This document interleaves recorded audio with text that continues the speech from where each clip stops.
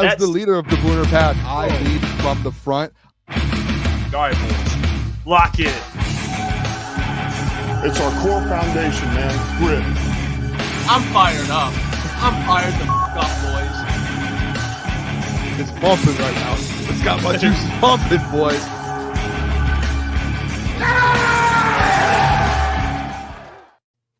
Welcome, everybody. There we go. With Jeff Booner, Lukas, and Gentry. It is Friday, September 6th. And boys, second day of football. One day closer to Lions football. One day closer to Michigan, Texas, which we will be there tomorrow morning, early. A lot of things are coming up, and I'm excited for it. This is the place to be. How we feeling? How we feeling? I'm excited. Like I said, I'm going to be in Ann Arbor. Definitely going to be rooting for Texas tomorrow. I'll definitely, at least before the game, because I know Booner and I have a bet, I'll be wearing the maize and blue during the game, Boone. But before that, when I'm in enemy territory, I'm standing on business. We're wearing Buckeye gear. I don't care what Michigan fans have to say. I think it is going to be a good game, but I'm excited. I think it's going to be, at least undoubtedly until this point, but I can't think of like more anticipation for a game this college football season as of right now, besides like conference championships like that. Talk to me, Klotzy. Michigan. But this is going to be a crazy atmosphere to be around tomorrow. I cannot wait. Oh. We get tons of content, so make sure you check social media. There's going to be tons of stuff going on. Oh! Go Blue. A little Denard Robinson action. Today, Go Denard. Blue, baby. I'll be rocking this tomorrow. We're going to be in Ann Arbor. Real American beer. I'm going to be drinking beer. Hey, typically, and I told Jeff this earlier, typically, I'm a pro. I'm not going to go out there and I'm not going to go. College Booner comes out tomorrow. We're going to have a good time in Ann Arbor, Michigan, Texas. We're there tomorrow. We're going to get content. We're going to get a lot of content. Maybe we'll go live from our YouTube on our phone or something. I don't know, but some things are going to happen. Some crazy things are going to happen. We're going to try and go to the college game day. Go pitch Real American beer. Get Real American beer out to the people. Get crunch time to the people. Go talk to my fellow friend, Dave Portnoy over at Barstool. We're going to have a good day tomorrow. Tomorrow's a big day. Shotgun some beers with some big-time people. I saw Will Ferrell's going to be – Will Ferrell is in Ann Arbor. Matthew McConaughey is going to be there. I would love to. This is what's going to happen. All right. I'm going to tell the people now. My goal for content tomorrow is I want to do a shotgun of Real American beer with as many celebrities and big-time people as I can and put together a nice collage. We'll see what happens, and we'll see how that goes. But, hey, there's going to be some big-time people there tomorrow. I'm excited. Matthew McConaughey. Will Ferrell. Ninja. Joel Klatt. We're tracking down Joel Klatt. He's going to be there bright and early. They're starting big noon kickoff, I think, at 9. Oh, we're going to be there. Hey, Klotz, I didn't tell you before. Hey, we're leaving early. What time do we got to be there? Because I'm brother, we're gonna get there at like 6:30 tomorrow morning. We're there. We're leaving. Honestly, it'd probably be smarter if I meet you guys there, because Ann Arbor is only like 45 minutes from me. Hey, we're there early tomorrow. We're gonna get going early. I can't wait. I'm pumped. Boone, we got a day planned. I'll be fine with it, Boone. We can start cracking them early. Real American beer. You know why we're drinking them, Boone? Because they're real. And most importantly, they're fucking American, baby. Like college football, just like Texas and Michigan. Cannot wait. Pumped up, man. And Sunday, we got the Lions, dude. I cannot wait. The Lions' anticipation of that, man. We got the Eagles hopefully beating the Packers on primetime tonight in Brazil. We got one of the best weeks of football as far as college goes in the nation. And then we got the NFL Week 1 kicking off officially, the first NFL Sunday. It's back. It feels like early September. It feels like the best part of the year is just starting. Like there's not a better. Like I like summer, that's great, but nothing beats football season. We've got a full slate of football. We've got college football all day tomorrow. Not only one or a couple good games, but then Sundays all NFL. We are officially back, boys. This is the first full weekend. Cannot wait. I'm just sorry. I was just entering last minute. My Booner gave me a little parlay. I just entered that. Booner can give out some best. I'll send it. Let me send it. Yeah, he was getting me right. Yes. Yeah, I mean, because of Mark Andrews, but that is what it is. If people in here want to trail, this is it. So I have a Saquon. I just straight up. I had taken AJ Brown Solo bet over 7.5 for this football game. I took Saquon Barkley touchdown score, anytime touchdown, minus 115 for this game. And then I did a 5-leg parlay plus 470 for the people. Devontae Smith, 40 plus receiving yards. Saquon Barkley, 75 all-purpose yards. Josh Jacobs, 50 rushing yards.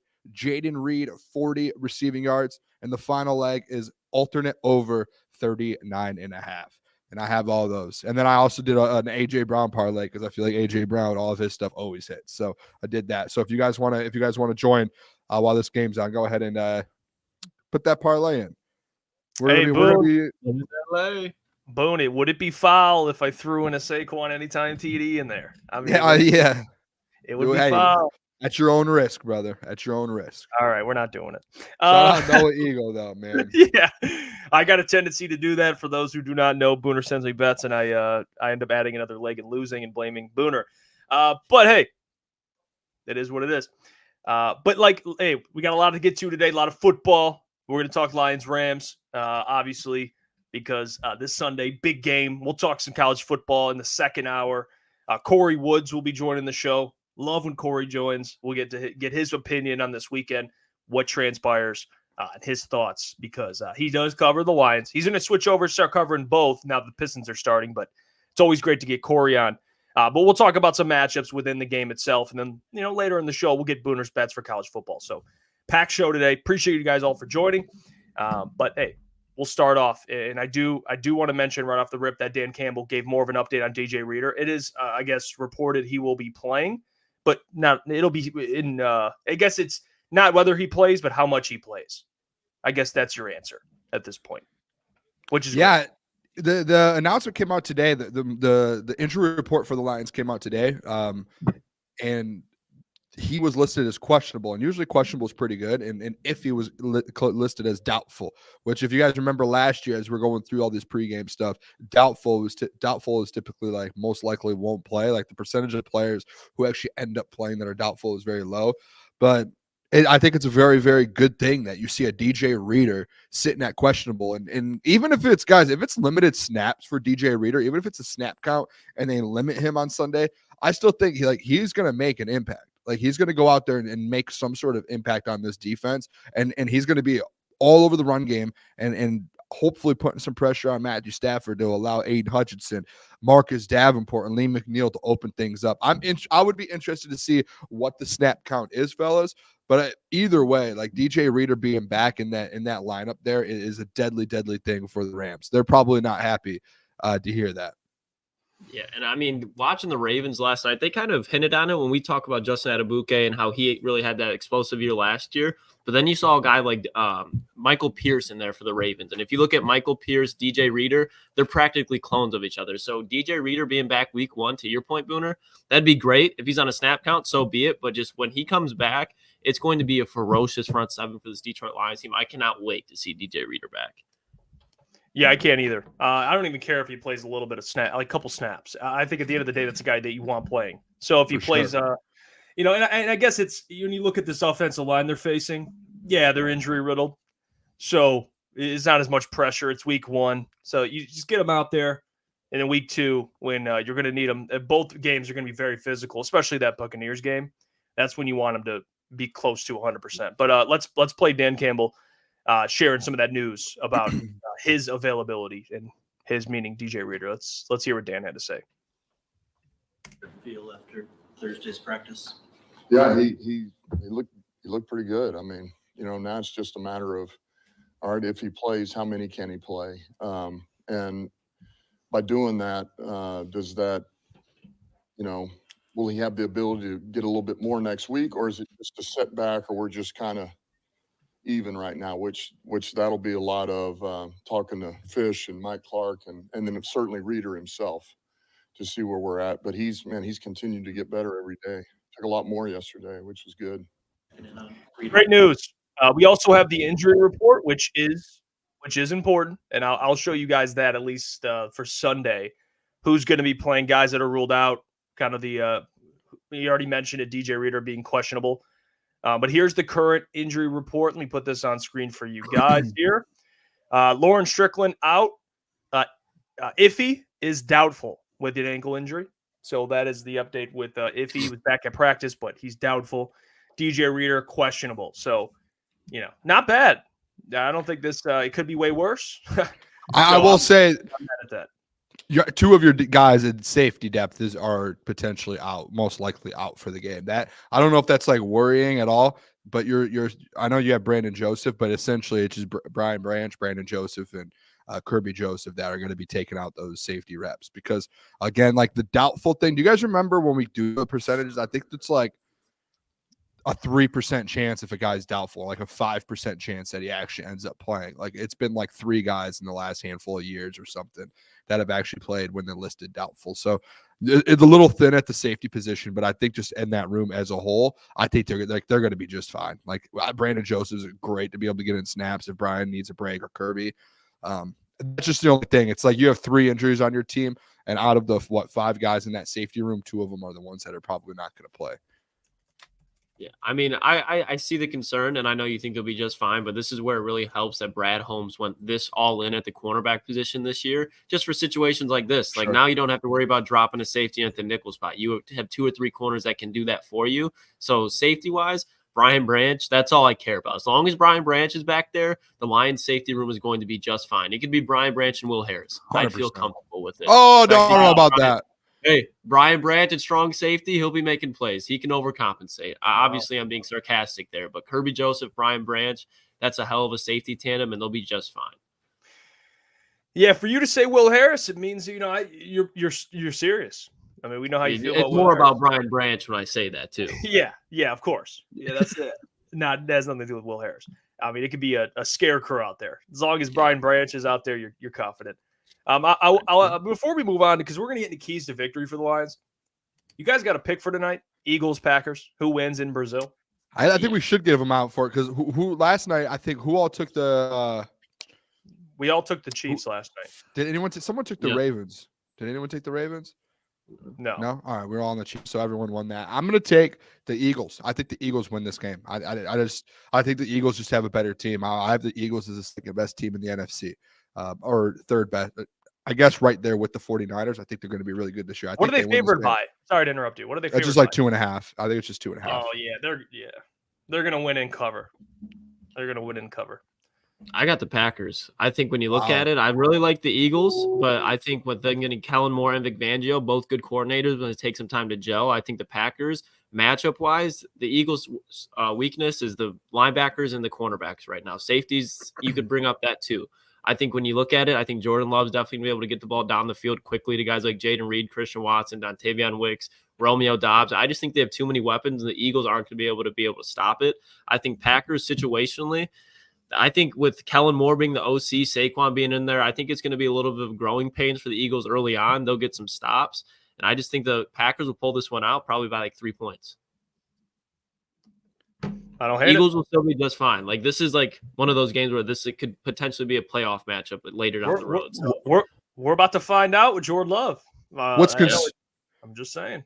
What's concerning about this too, and this is why I really want the Eagles to win, as this is essentially considered an away game for Green Bay. So like as a Lions fan, you're sitting there fighting for a division and seeding and stuff. You want like the NFL giving the Green Bay Packers essentially an away game in a foreign country. You know what I mean? Like there's no like home field advantage for anyone. So they're basically they probably lose this game if it's in Philly for sure. Like if it's in Philly, they're not winning this football game. So like you're taking that away from, the end. Like that's tough. That's a very good advantage for the Packers. So that's why it's like I'm hoping like as a Lions fan and here in Detroit, you're sitting there hoping that they end up dropping this game so it doesn't really matter. But if they win this game, that's a tough look. It's tough. Well, speaking of wins, when the Lions win, Booner, big announcement for every Lions win this season officially. We're back, if you're not following Crunch Time on all social media platforms, please do that. It's all above at Official CT Pod or at Official CT Sports. The Kool-Aid jugs are back. All right. Oh, he's chugging the Kool-Aid. We're back. They will be. Look at that. I mean, look at this specimen. I mean, this is the mullet. I mean, that photo is ridiculous. Guy only drank about 25% of it, but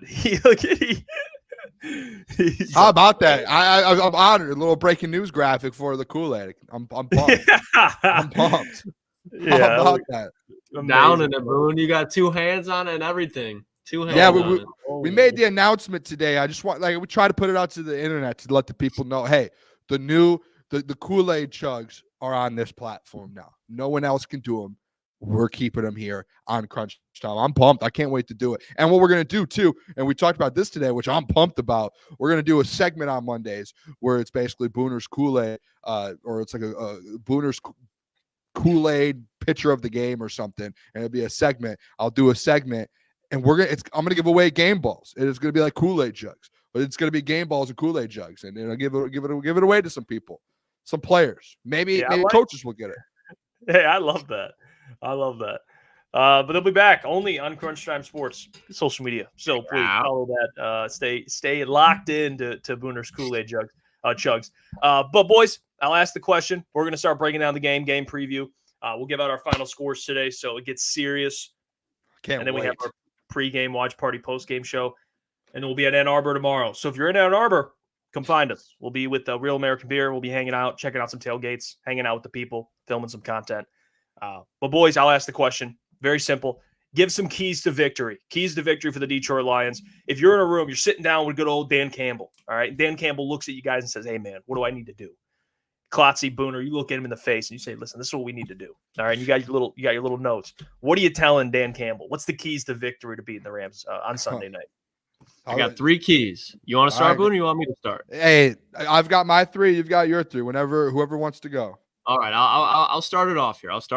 Key number 1, in my opinion, there's no stopping Matthew Stafford, Cooper Kupp, and Puka Nacua. So what you have to do is stop Kyren Williams. Hold Kyren Williams to under 60 yards. I think 60 yards is the perfect amount because he's probably going to get 10 to 20 in the receiving game. But if you can hold him under 60 yards rushing, that is going to make Matthew Stafford keep the ball in the air, injured offensive line, Jonah Jackson at center, improve secondary for the Lions. That's going to lead to turnovers. And then you look, okay, so there's a turnover. Who do you need to get going on offense? You guys already know who I'm going to say for one. Jahmyr fucking Gibbs, because it's Jahmyr fucking Gibbs. He's the best player on the field that day outside of Penei Sewell. You get him going offensively. You look at the youth that they have on that front 7 for the Rams and the experience that the Lions have on the front 5. I think Jahmyr Gibbs could easily be in for a 100-yard rushing day. And on the flip side of it, what's that going to do? Set up the play action. You look at the Cam Kitchens at safety spot, and linebackers, there's virtually nobody. All those linebackers are trying to prove themselves in the NFL. You get Sam Laporta going. Jahmyr Gibbs, 100 total plus yards, and Sam Laporta, 80 yards and a touchdown I expect out of him. So those are my 3 keys. Stop Kyren, get Jahmyr going, and get Laporta going. Those are my 3 keys. I love it. Boone, what do you think? Klotz, I love it because we have a couple similar ones. I'm going to start off, though. You know it's football season when we do keys to the games, and you guys know my number 1 key to the game every single week. Hey, Booner, you say the same thing. I don't care. Jeff, what's the number 1 thing in the NFL, the most important thing in the NFL? My whole career for the next 30, 40 years, as long as I'm doing this, I will say the same thing on Sundays. This is how you win football games in the NFL. What is it, Jeff Iafrate? It's winning that motherfucking turnover battle. Win the turnover battle. Win the turnover battle. You win the turnover battle, you win the game. Guess what? It's a simple, very simple equation. You get extra possessions. You have one of the best offenses in the league. You win the football game. Go get the ball. Find a way to get the ball. Go force 2 interceptions. Pick Matthew Stafford off. Force a strip sack. I don't know. Win the turnover battle. You have home field advantage. Go out there and use it towards your advantage. They're not going to be able to call play calls out. They're going to be false starts, all these different things. Take that to your advantage and go out there and pick the ball off. Force fumbles. Make them, rattle them. And I think that's how you win this game. I think that's the number 1 thing. Because last year, when I look at it, Lions were 16th in the NFL in turnovers. And a lot of the games that you win, it's because if you go look at the turnover battle, you won it.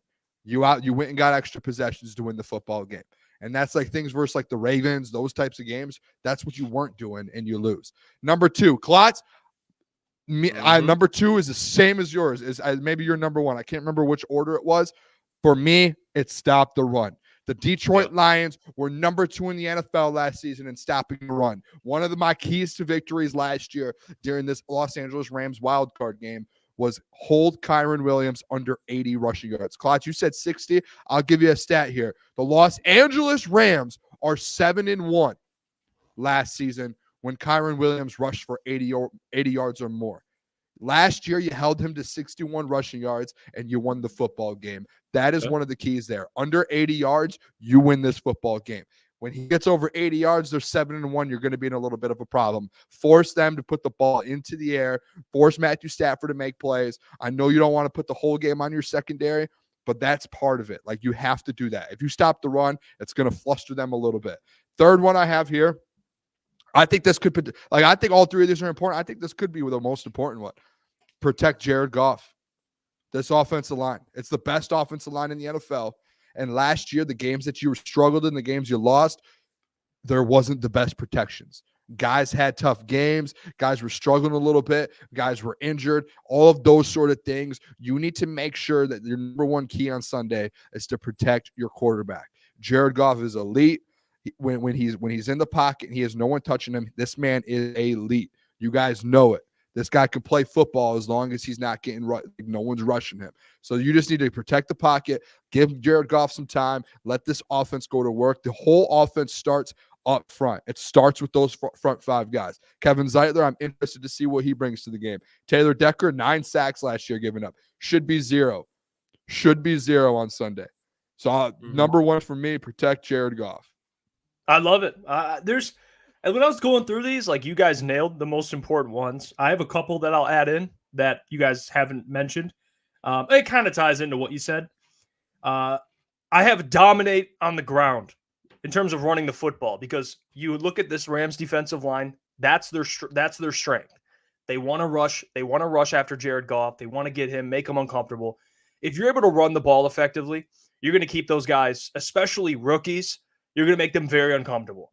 And that's how you neutralize a good pass rush. So if they can, get 100+ yards rushing between Montgomery and Jameer, 150 even, and just keep dominating time of possession and just keeping drives as long as you can. I mean, just wearing out this defensive line, I think it's going to go in the Lions' favor. So the run game is going to be super important, making sure it's efficient.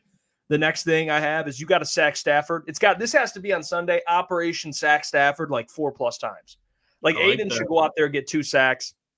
Aleem should get a sack, whoever. I mean, Marcus Davenport gets a sack, and maybe Brian Branch gets a sack. I mean, you got to have 4 sacks on Sunday.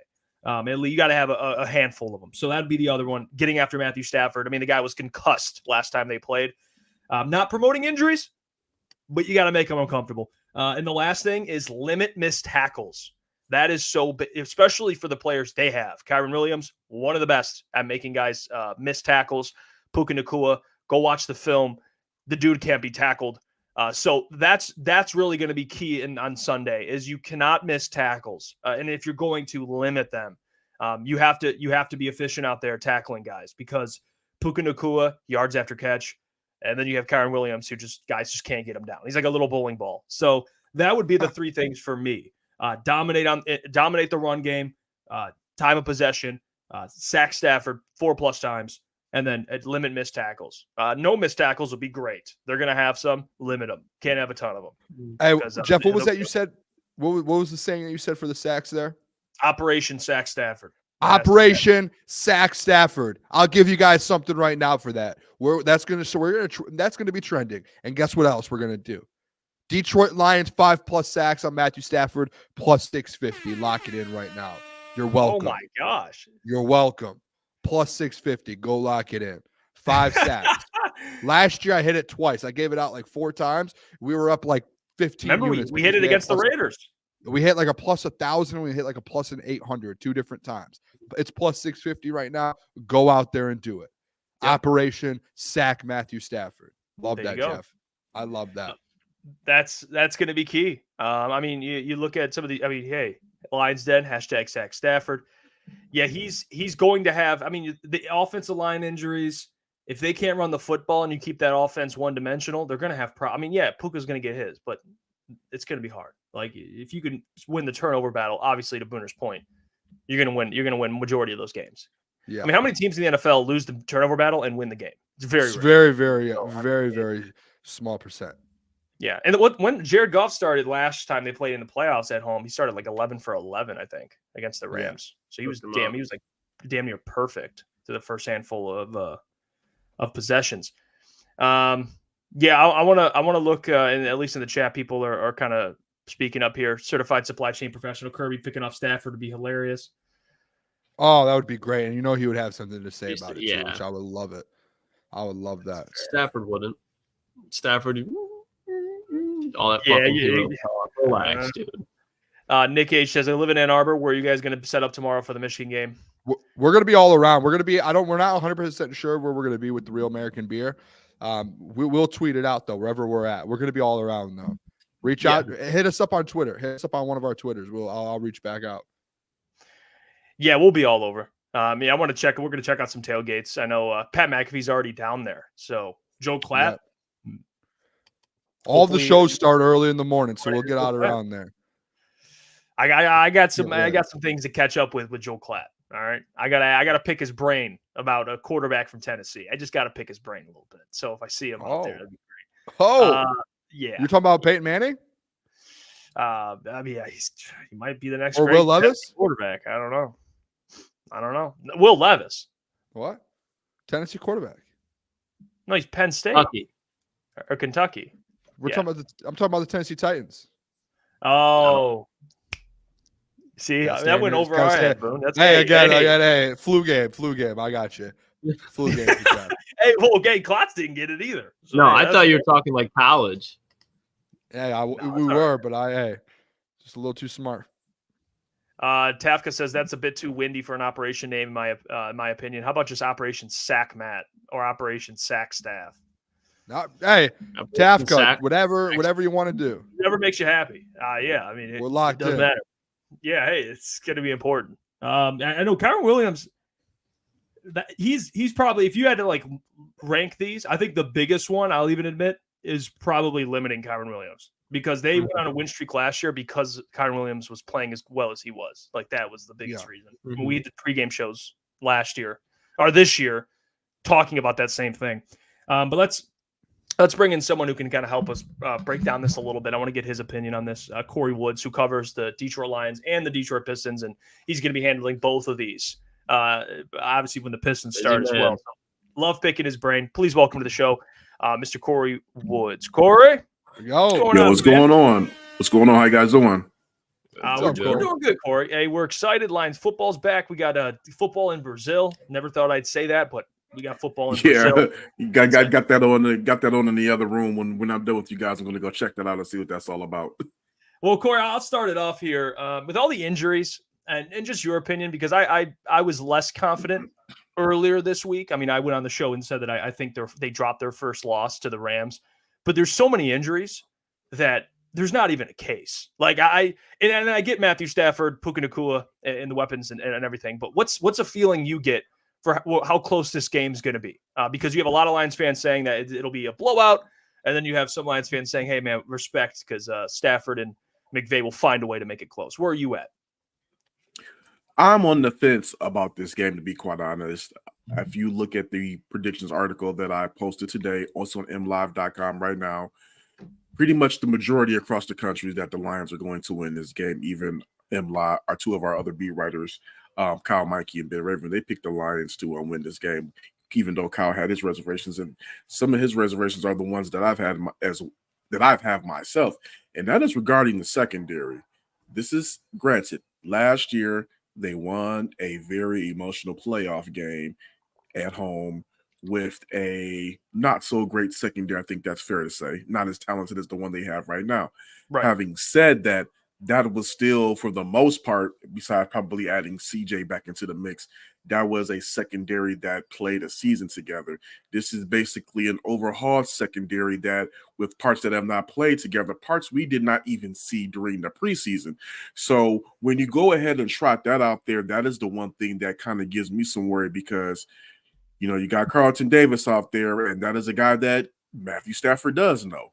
You have Tyrion Arnold out there. He's a rookie. I mean, we've seen flashes of him being good, but again, he's still a rookie. And regardless of what you want to say about Matthew Stafford, right now he is a Super Bowl winning quarterback, and he's shown that he can get real crazy with it, going at corner. So I'm curious to see how that goes out. I'm not as worried about the run game. I mean, you got Kyron Williams, you got Blake Corum over there. I'm curious to see how that tandem goes against the Lions offensive line, or defensive line. But I mean, they were top in the run game last year. They've made some additions. It's looking like DJ Reed is going to be getting some type of snaps based on what Dan Campbell said today. So I'm on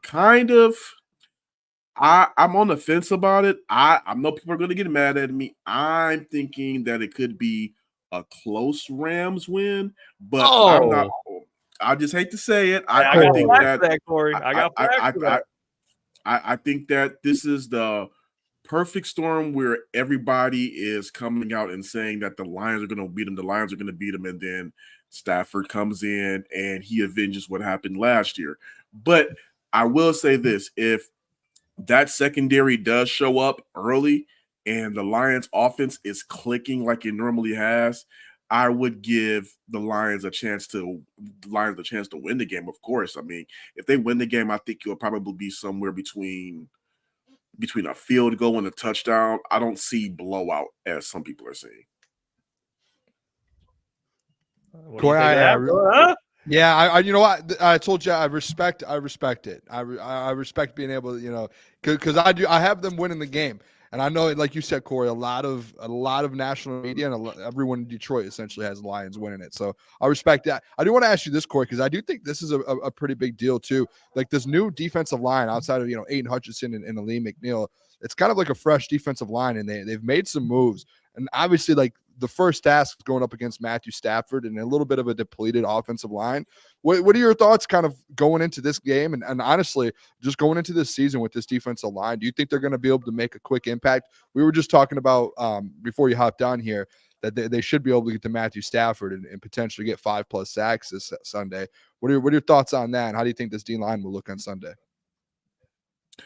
5+ sacks would be crazy. I'm not going to say it's out of the realm. Again, we got DJ Reader playing this game. Aleem McNeil's going to be out there. You got another year of a seasoned Aiden Hutchinson who is now have some more help with him on that defensive line. So I think it is very possible for them to go ahead and get at the quarterback. I mean, if they're able to go ahead and get at Matthew early,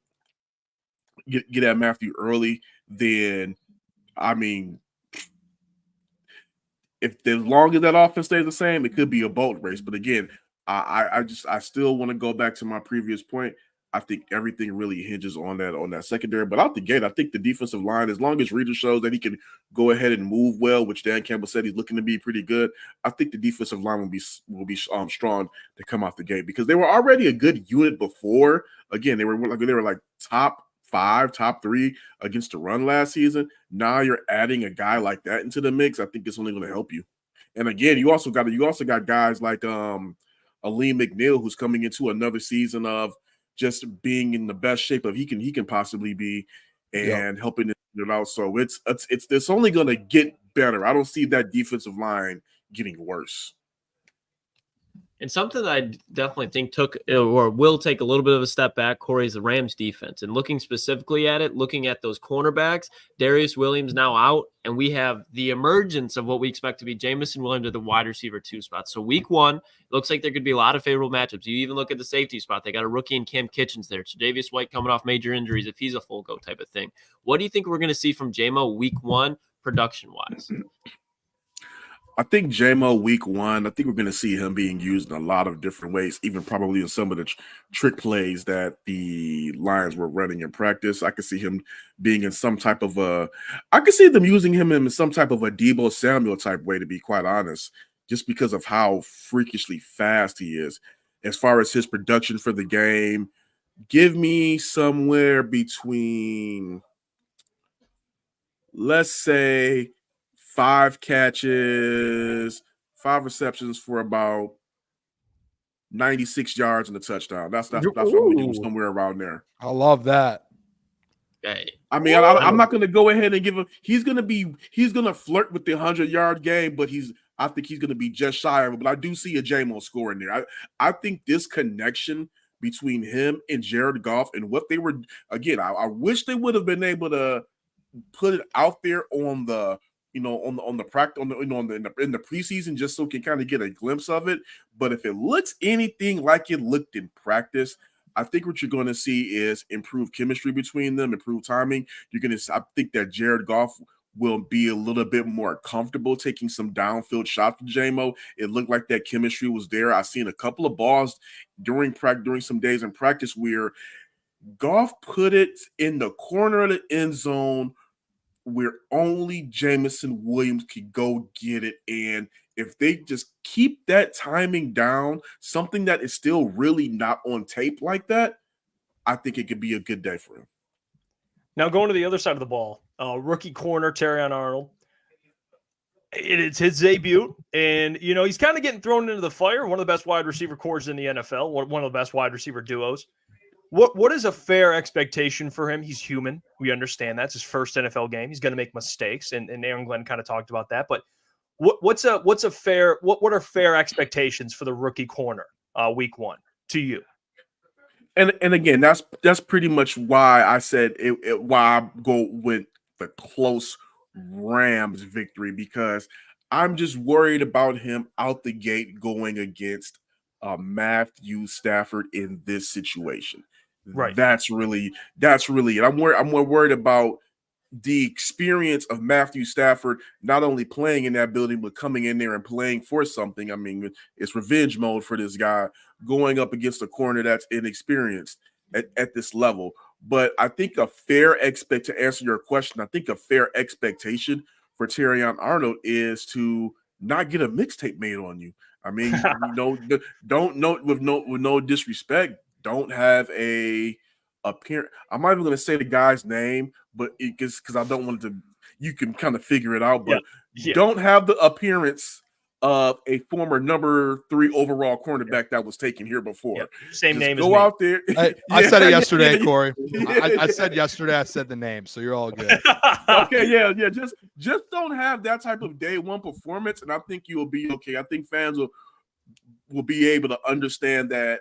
Hey, this is a new level for him, but play solid football. Don't make any stupid penalties, and just know where you're supposed to be. I think that should be the biggest expectation for him. If he makes any type of plays, if he comes out and has a Brian Branch type day, when he did against the Chiefs, I mean, my God, that's great. But I mean, that's also a lot to ask for, because I mean, even with the type of play we saw from Brian Branch in that first game, everybody knew Brian Branch had talent. He went to Alabama. He was, they drafted him still fairly high for a reason. But to expect Terrion Arnold to go out there and have that performance that Branch had against the Patrick Mahomes and the Chiefs, I think that's asking a lot.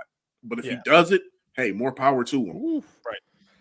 Kory, I want to bring up we saw David Montgomery throughout the whole offseason. He kept saying, and something that's kind of sticks with me with D-Mont is that he just keeps saying how people just keep overlooking him his whole career. And it does feel like a little bit where that D-Mont, and I've said it before, I think D-Mont's top 15 in the NFL at his position.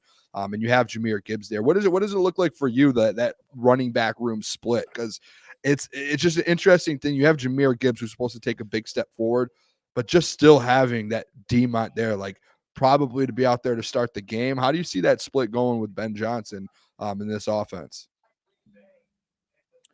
I'm going to look in this camera. I got to get serious now. I'm going to take my glasses off. Oh, here we go. This is a take that I said it. I'm going to be honest. I wish I was on camera when I said this last year, but I'm going to say it now. Even it is so convenient to say it after the results. Damn, I'm mad. The Detroit Lions have the most deadliest 1-2 RB combo in the league.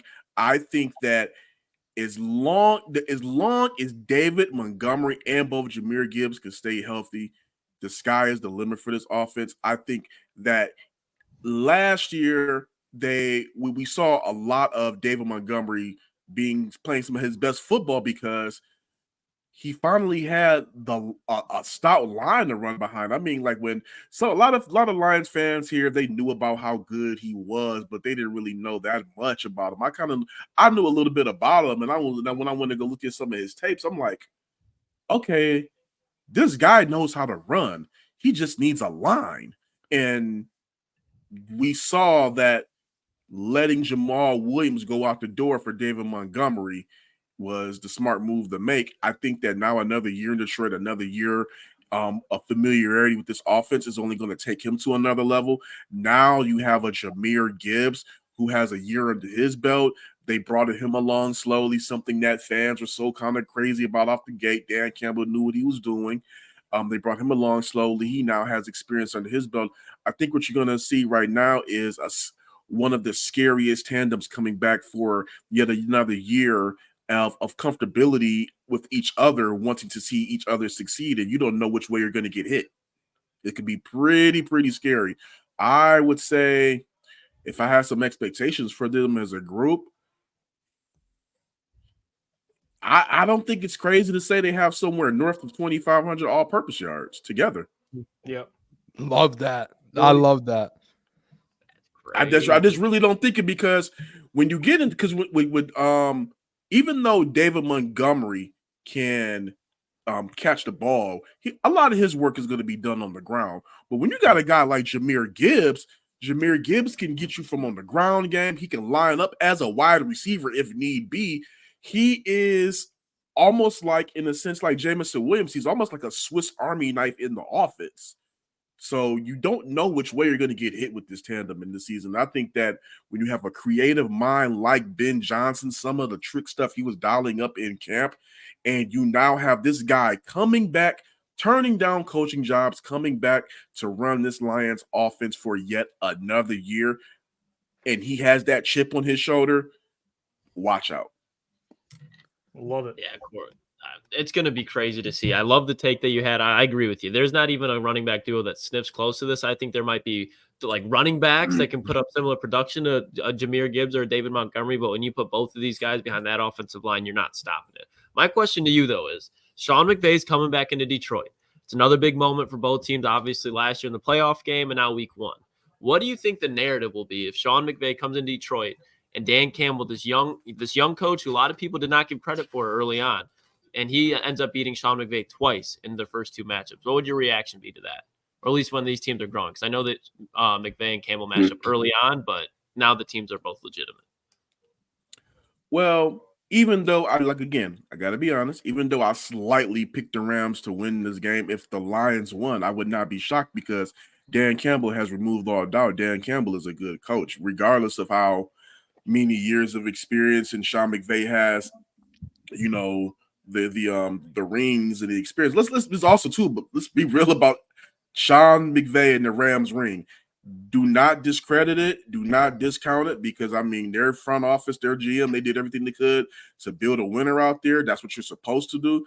But at the same time, I mean, hey, he won with a loaded roster. Is he really a better coach than Dan Campbell? Who knows? Maybe at this point in the game, he's not. Dan Campbell now has this loaded roster.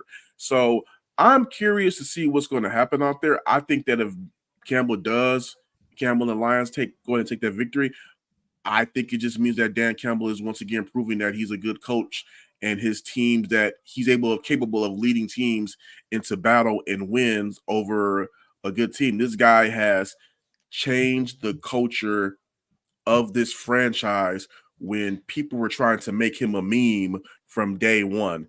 And he's taken that and gone 3 wins to 9 wins to 12 wins with the division title, 2 playoff wins, the first 2 ever at Ford Field, and the NFC title appearance. And that's in 3 years. We're now going to year 4 and talking Super Bowl aspirations. When in your lifetime have you ever seen a Lions team being talked about in Super Bowl aspirations? That's already a testament to what Dan Campbell's done. So whether he wins or loses, I don't think that changes anything about him as a coach. But if he does win, it's not shocking. You have a team that is believing into what he's saying, and you're seeing the buy-in by how they play on the field. Mm-hmm. No question. Good stuff, Kory. We appreciate you. Again, as always, joining the program. Don't forget, this interview is sponsored by BetUS. Kory, we'll talk to you soon. Good luck with everything you're doing. I know Pistons are firing back up, so you'll be kind of juggling both. Keep up the great work. Keep me in. Yeah, let's talk about keep that blood pressure. Keep that blood pressure under control now. It's going to be a long season. I'm just saying. All right, see you. Appreciate you, Kory. Kory, we'll see you. Oh, what a legend. Shout out to Kory, man. Kory was cooking today. Not gonna lie to you. I mean, hey, real quick, big shout out to BetUS because this interview is brought to you by BetUS. Wanted to make sure we show love there. But yeah, listen, Kory Woods, he always brings it. He's consistent. That's why I love him. He's just great. Fills it every time. Yeah. Well, hey guys, I mean, we'll get into. I mean, we're going to do our NFL pick'ems in the second hour and get into more about college football, college football pick'ems. But I'll ask you guys. I mean, you brought it up, Klotz, a little bit. The Dan Campbell, Sean McVay matchup. I'll ask you guys, like, in terms of how close this game will be. Kory said it'll be a close Rams win. That's what he's leaning towards. What, without giving out a final score, what does this game look like to you from start to finish in terms of the score? Do you think it's going to be? I mean, we had John Macaron say it's going to be an absolute blowout. I think the score will be closer than it actually is. I think it's one of those games where it's like the Rams, they kind of, right when the Lions start taking the lead a little bit, they get up by maybe 10, maybe 13, 14, whatever it is. They score to cut it to a possession. But then the Lions, they go back and they score. So I just think it's one of those games where this isn't my score, but let's say it's 27-17. But in reality, it feels like a 27-10 type of game. That's what I think is going to be happening. I don't think it's going to be a blowout on the scoreboard by any means. Yeah, I mean, listen, it's gonna be a good matchup. Like the Rams are a playoff team at the end of the day. Like they're gonna make the playoffs. We did our playoff predictions yesterday, and we all had, I think at least me and you, Jeff. I can't remember if Klotz did, but most of us had the Rams in the playoffs. I think like in that what Kory had mentioned and Lukas, what you had put in there, talking about like the Sean McVay, Dan Campbell little situation there. Like that's the most interesting part to me because you guys remember the first 2 years of Dan Campbell. That the questions were, and there were people questioning his job and people kind of going at Dan Campbell because he was like single-handedly like making decisions to lose football games. And you turn it like around to now 2024 and Dan Campbell, and guys, tell me if I'm wrong, but there were games last year you won because of some of the decisions Dan Campbell made. Obviously going for it, and those are big-time decisions. But he steps up and he's been able to control the clock at times and make those decisions. And maybe the 49ers game, whether you disagree or not with some of those down the stretch, there were plays that were essentially like the Jahmyr Gibbs fumble, the Josh Reynolds drops that were a little out of his control to where he had put them in a position to win that game if those don't happen. So like, I think there's a situation here, guys, the Sean McVay, Dan Campbell, like Dan Campbell's 4-1 in primetime games as the Detroit Lions head coach. The one loss, the Dallas Cowboys game that they should have won, and he made the call to go for 2, and he had the right play call. He said he talked to the refs about it before the game, and everything was worked out, and the refs messed it up. Like he should be 5-0 in primetime games, and now you're going up against Sean McVay, who Jeff you had as the number 2 head coach in the NFL. At some point, if Dan Campbell wins this head-to-head matchup. The last 2 head-to-head matchups, opening night, Sunday Night Football, wild card game at Ford Field, you're starting to look at, hey, is Dan Campbell now passing Sean McVay as one of the better coaches in the NFL? Whether you think, like, and I know it's crazy. I know it's crazy. Now, if we're talking play callers, yeah, you can give me Sean McVay. But if we're talking all around, who has the culture?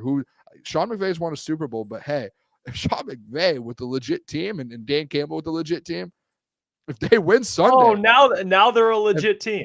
If they win Sunday, I'm just saying, if they win Sunday, you're looking there and you're like, hey, Sean McVay can't beat Dan Campbell. He can't beat Dan Campbell when Dan Campbell has a legit squad. Gosh, we aren't doing this today. I'm just saying. Are you in the camp that Dan's better than Andy Reid? 1-0. Where are you at? No, but Just I mean, there's these Best matchup coach situations. Like if the Lions would have gone to the Super Bowl last year and beat Andy Reid, I wouldn't say fully he's a better coach. I'd say, hey, Dan's top 5. Dan's top 5. And I think if Dan just keeps beating these coaches that are in the top 5, like you guys had Dan Campbell like 7 or 8 in your list. So if Dan's beating a guy that's number 2 on your list back-to-back years in big-time primetime games, at some point, say, hey, maybe we should give this guy respect. He's a top 5 coach in the NFL. Undoubtedly, Jeff.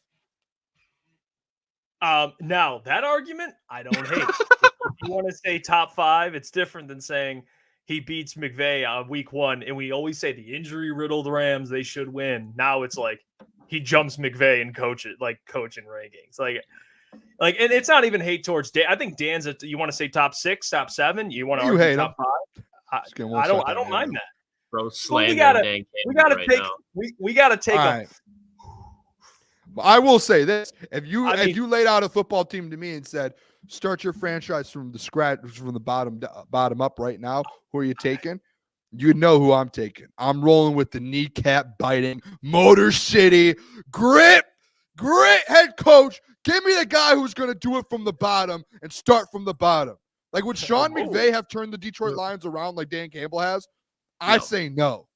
Dan Campbell did it, not Sean McVay. I'd rather have Dan Campbell. It sounds like, ooh, no way. But I think Booner does have a point, because although Jeff Fisher was not cooking in LA, Les Snead was drafting some fucking dogs. He did inherit Aaron Donald, Todd Gurley, Cooper Kupp, a bunch of dogs, a bunch of legitimate proven guys already. So I think Sean McVay is no doubt a better offensive mind. But I think if you're talking about even playing field, same GM, you're both at 3-13-1, whatever you are, and you get hired. When you're talking about building a whole culture in a city like Detroit, maybe for a big market and something like that, but I definitely think there's something to be said, because that is what makes Dan elite. Dan Campbell's a top 10 coach in the first 3 years. That's what makes Dan elite. Sean McVay's been doing it for years now. He's won a Super Bowl already. But you're talking about just start from base. I think it's much easier to develop a guy because Dan Campbell does know offense, but he also knows here. And I think if you look at Sean McVay, it's not the same situation there. So that's why it's tough to say, oh, instantly Dan Campbell, because there's the argument that can be made for Sean McVay for sure, because you've seen him do it. But Sean McVay definitely did not start from the bottom. I think Dan Campbell started from the bottom. Okay, started from the bottom.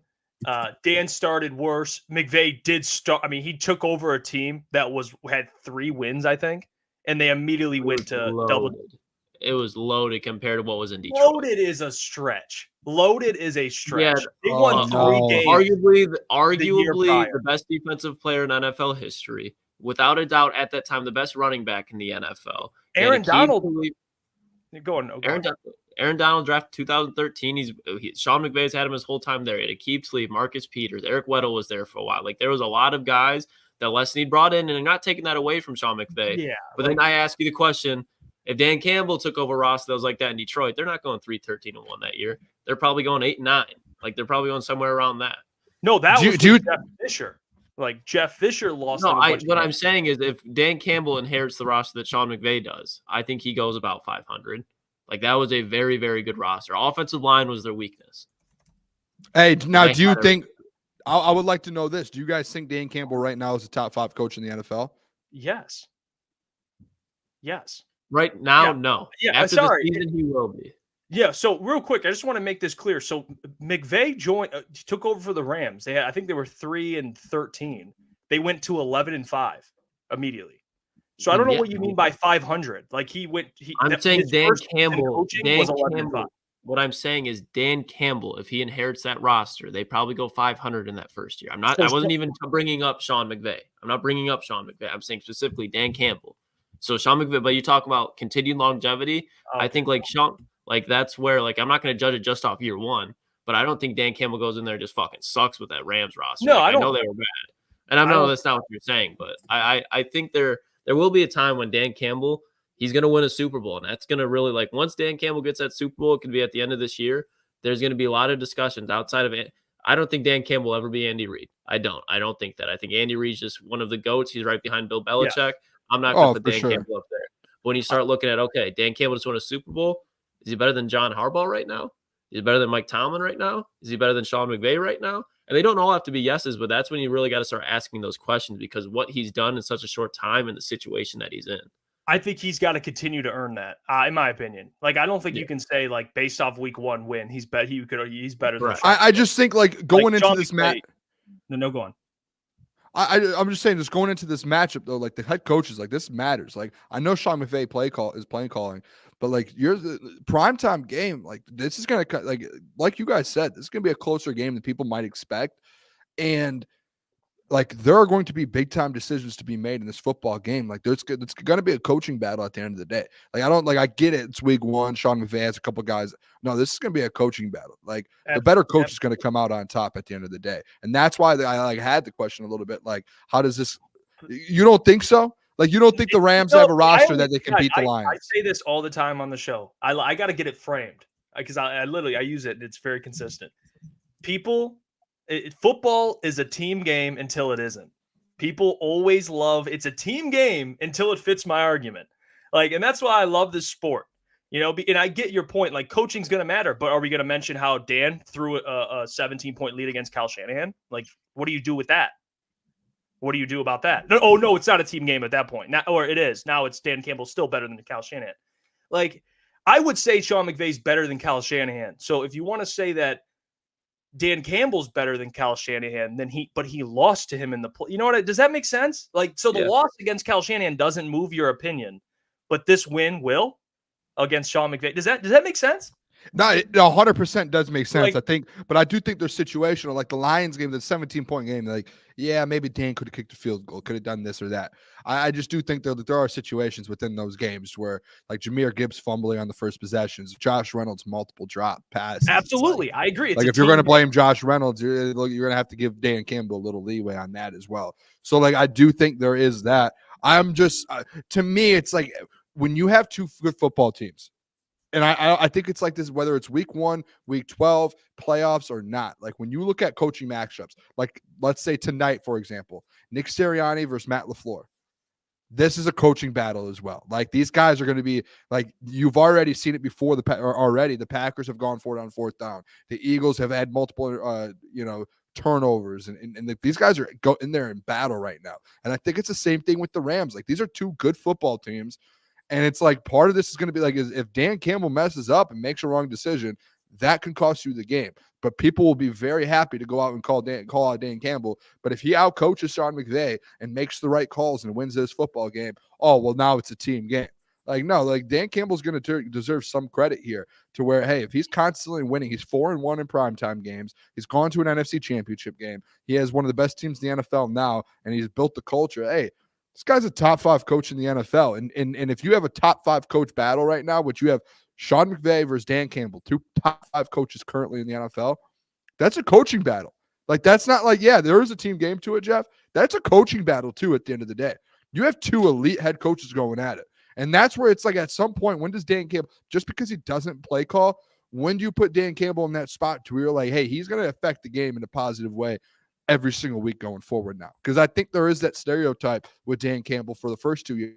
He was losing you games. And there's still the things where, oh, he goes for it on 4th downs. He doesn't kick field goals. Dan Campbell has single-handedly got you back into turn this thing around because of the way he calls games. And it's very, very unique compared to people like Sean McVay. So, like, that's where it's like, hey, if he does win this game, the last 2 matchups, 2 primetime games, Dan Campbell's taken both of them. That's something to take a look at. I don't think that's something just to like brush over. Yeah, you can take a look at it, but then that's it. You take a look at it and go, okay. I mean, there's just like this thing where like people just like have their guys and they'll keep them at the top. No, because I'll ask you, is it fair if you want to go that route? Then John Harbaugh beat the Ravens then. But at that point, John Harbaugh has struggled in the playoffs and hasn't had as much. Like he has not been able to get over. Got it. And so it's the same thing with Mike Tomlin. That doesn't matter. Though. I'm not. That's where you're getting too literal. Where you're like, oh, only head-to-head matchups. Like, no, Dan Campbell the last 20 games has earned the respect to be one of the best coaches in the NFL. That's not what I'm arguing, though. You're right. This is a top 5 coaching matchup in the NFL. That matters in this football game. That's what I'm saying. My argument is you can't just anoint him. He's better than Sean McVay because again, I already said he was. Like, I already said that's fine. I said top 5. That was switched 10 minutes ago. Then we're good. Yeah, I'm not even arguing Dan's not like top 5. I haven't top 6, 7. Who cares? It's 2 spots. He is one of the best coaches in the league. Okay, we got that clear. I'm just throwing out examples at you. To that's all. It's my rebuttal. All right, because if we want to go head to head, technically, John Harbaugh, the only time they matched up wasn't pretty. On. That's. But if you want to do that, then Andy Reid. We can do that. Let's be a narrative guy here. Your argument, though, Booner. There's context to it. I agree. It's a team game. There's context to it all. If you listen. Absolutely. Yes. Thank you. See, we agree. Context matters. It's a team game. We agree. Klotz, so if they win, it doesn't mean just he's better than Sean McVay. You have to say context, team game. He just tried to get me on a technicality. I knew we'd get there eventually, Booner. It crazy. took some time. I was just laughing, boy. That's a good combo. Good combo. I knew Well, we'd hey, get Clark, there. he tried to hit me with the technicality there when I had context within did. my argument. I explained that very, very well. And then he tried to hit me with a one-word technicality there. That's unbelievable from you, Jeff He Rodriguez. didn't like that. He didn't like that. Jeff Well, I will Rodriguez, say- Iafrate. I will say this, okay?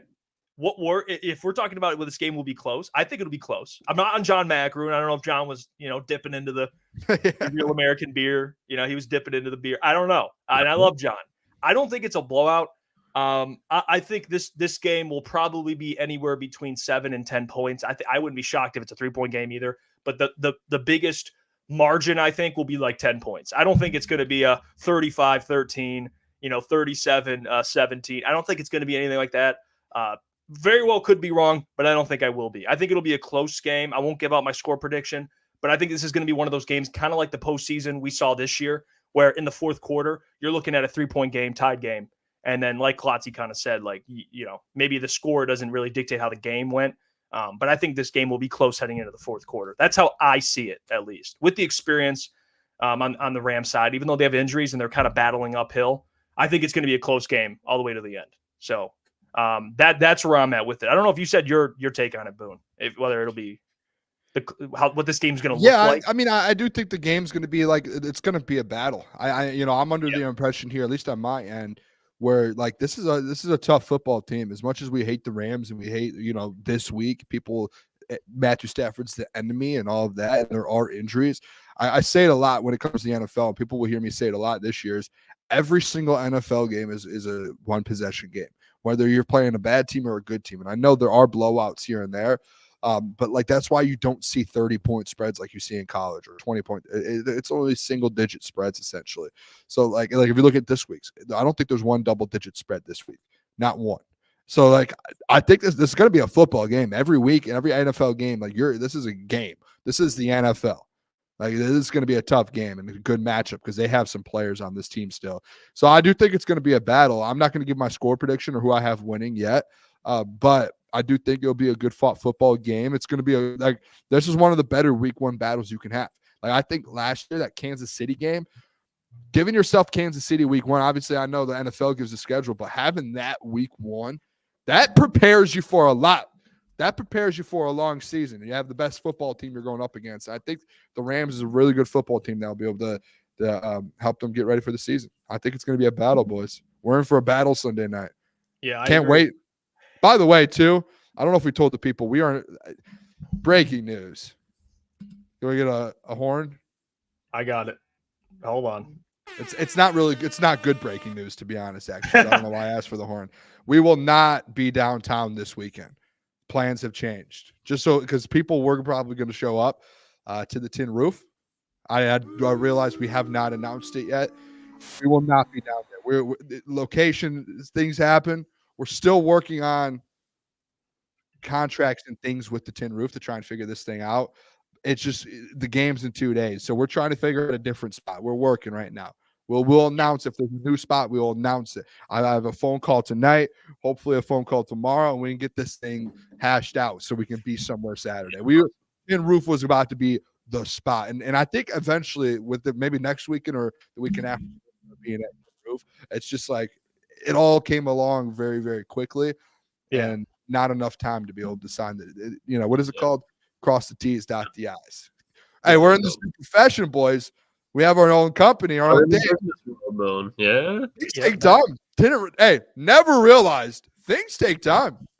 Hey, it's a crazy thing. Yeah, I mean, hey, we tried to get the details ironed out in a couple of days. We tried to do some record-breaking stuff. It just didn't align. So we'll still be doing our pregame, watch party, postgame, but won't be at Tin Roof this week, at least. We may have a different location, and then if not, we will be together no matter what. Yeah, absolutely. We will. And the Kool-Aid video will happen no matter what. Things are going to happen. Boys, let's do our NFL pick 'em, shall we? Should we get into it? I mean, we already gave out our pick for tonight, which, to be honest with you, I don't know what the score is right now. I think it's Eagles 7, Packers 6. Oh God, what an ugly game. But yeah, so we already gave our picks out for that game. But I guess we'll wait. We'll do one more before we get into NFL Pick'em. I'll ask you guys before we get into all the NFL Pick'ems and the college Pick'ems. What's something that worries you to against the Rams? One thing, give one big concern. Like if the Lions were to lose, what would be the reason why? One concern of yours, guys, before we get to NFL Pick'ems at 9:15. Klotz, do you want to go? If I had to pick like my biggest concern is like Puka Nacua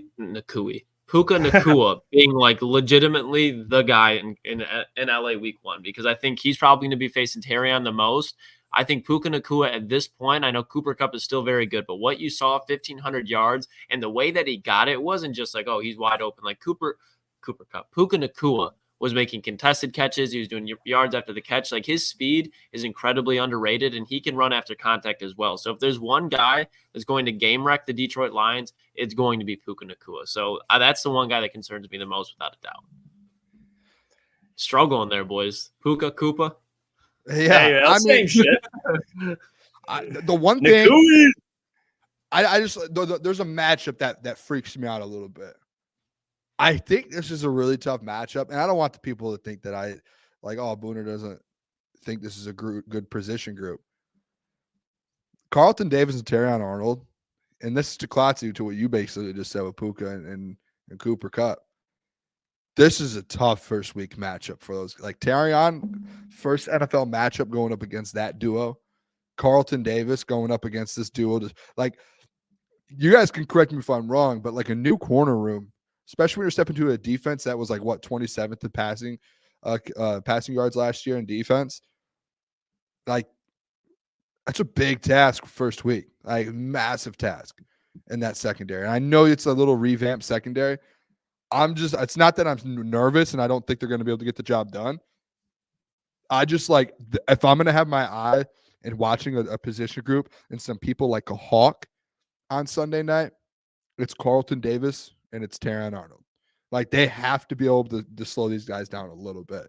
Like, and I think that's like the biggest matchup because like it's not even just Puka Nacua and Cooper Kupp. It's you have Matthew Stafford throwing them the rock as well. Like this little trio that they have going on here. This is a problem, and I think that's going to be the biggest, most important. And if I had to say a matchup that I'm a little worried about, it would have to be that. I trust the defensive line. I know maybe the defensive line was the one that were like a little like questionable. I trust them because it's a beaten up offensive line on the Los Angeles Rams. I just like this is the one matchup that you have to look at in this game and go, that's going to decide the football game. Are they going to be able to slow Puka and Cooper Kupp down a little bit? And if they do, you win this football game easily. Like that's the only way offensively they're going to be able to get this thing rolling. Yeah, I would say that my biggest concern probably would be the defensive line because if you're not getting consistent pressure on Matthew Stafford, then this thing could get ugly on the back end. So we all kind of agree. The secondary, but more so my thing is if you can get pressure on Stafford consistently, then the secondary, they're going to be helped out anyway. So for me, it's, man, can you get after Stafford? Not just get him down, but constantly pressure him.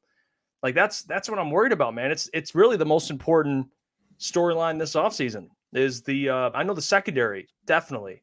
But how do you make your secondary better, man? You get better at rushing the passer. So that's what I'm going to be watching on Sunday night is can they effectively get to Matthew Stafford and can they make him uncomfortable? And that's really the big thing I'm worried about is, can they do that on a consistent basis? I think they will, but Aiden's going to have a huge game. And we'll see what Aleem McNeil looks like in a contract year. There's a lot of storylines, but Davenport as well. I think they will, but man, that's something I'm going to be watching out for. It's one of the biggest things I'm locked in. Do you guys think there's a world though, like where the Lions defense steps up and holds his Rams team under like 20 points? Like, do you think there's an actual world where that happens this week, or do you think it ends up being where this is a high scoring game? Yeah, there's a world. I think if I had to guess, I don't think it's a high scoring game, but I can see. I don't want to give out my final score, but you don't have to give it like a range for them. Close game, but little higher than 20, below 20. How about that? I don't want to give it out, but I don't think they score under 20. But I wouldn't be absolutely shocked with the injuries they have on their offensive line. Like this game could get ugly. If they can't give that Stafford time. Yeah. So I think that's gonna be interesting. I would love for them to hold the Rams under like 17 points.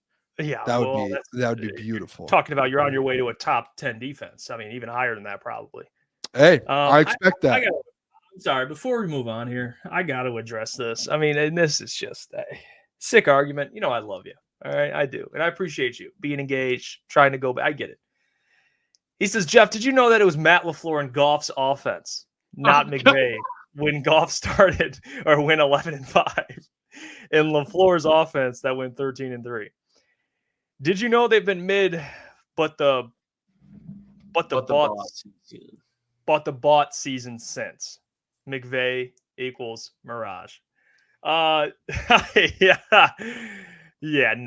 And I'll tell you why here. And then listen, I love it. I mean, I get it. Like if you have I get it, especially Lions fans, you have every right to feel how you want to feel about hating on a guy like Sean McVay. I get it.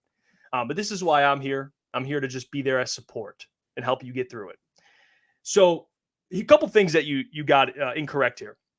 And this is why I love arguments, because we pick what fits our narrative. Like, for example, it was Matt LaFleur's offense. It's funny that the storyline in the NFL across the nation is Sean McVay gets offensive coordinators hired because it's Sean McVay's offense and they're trying to pluck away his OC. But when it comes to this, it's Matt LaFleur's offense. I love that. And it's Goff's offense, right? He's dialing it up plays. Like, so what does Sean McVay fucking do? Does the guy just sit there and hold a clipboard? That's what we're asking you. That's what we're asking you, Jeff. What the fuck does he do? I mean, come on, man. Like, I get it, and I get there's a reason to not like him. I understand that. But let's not get ridiculous, okay? Clearly, Sean McVay, one of the brightest, undoubtedly offensive minds in the NFL. Schick argument, undeniable fact. Brad Holmes made Sean McVay in deep pocket books. Brad and Dan Campbell selected and built alliance together. Undeniable fact. Again, when it fits his narrative. So Brad Holmes made Sean McVay, but not Dan Campbell. No way. And I wouldn't even say that. But like, and this is a case of you're blinded by your fandom. Okay. And I love you, Sick. I do. But you know how ridiculous that statement is? Like Brad Holmes, who was a scout, he was in scouting and he made Sean McVay. A dude who was in scouting made Sean McVay. And Brad and Dan, they built it together. Even though Brad was selecting the fucking players. I mean, this is comical. I mean, I do. And I don't want this to, I'm just responding to a comment. I love Brad. I love Dan. But like, God, what are we fucking doing here? I mean, this is ridiculous. This is ridiculous. You cannot say that. That's just not true. And that's matter of your opinion. Being blinded by your fandom. And I'm trying to help you, Sick. I don't want you to go through that.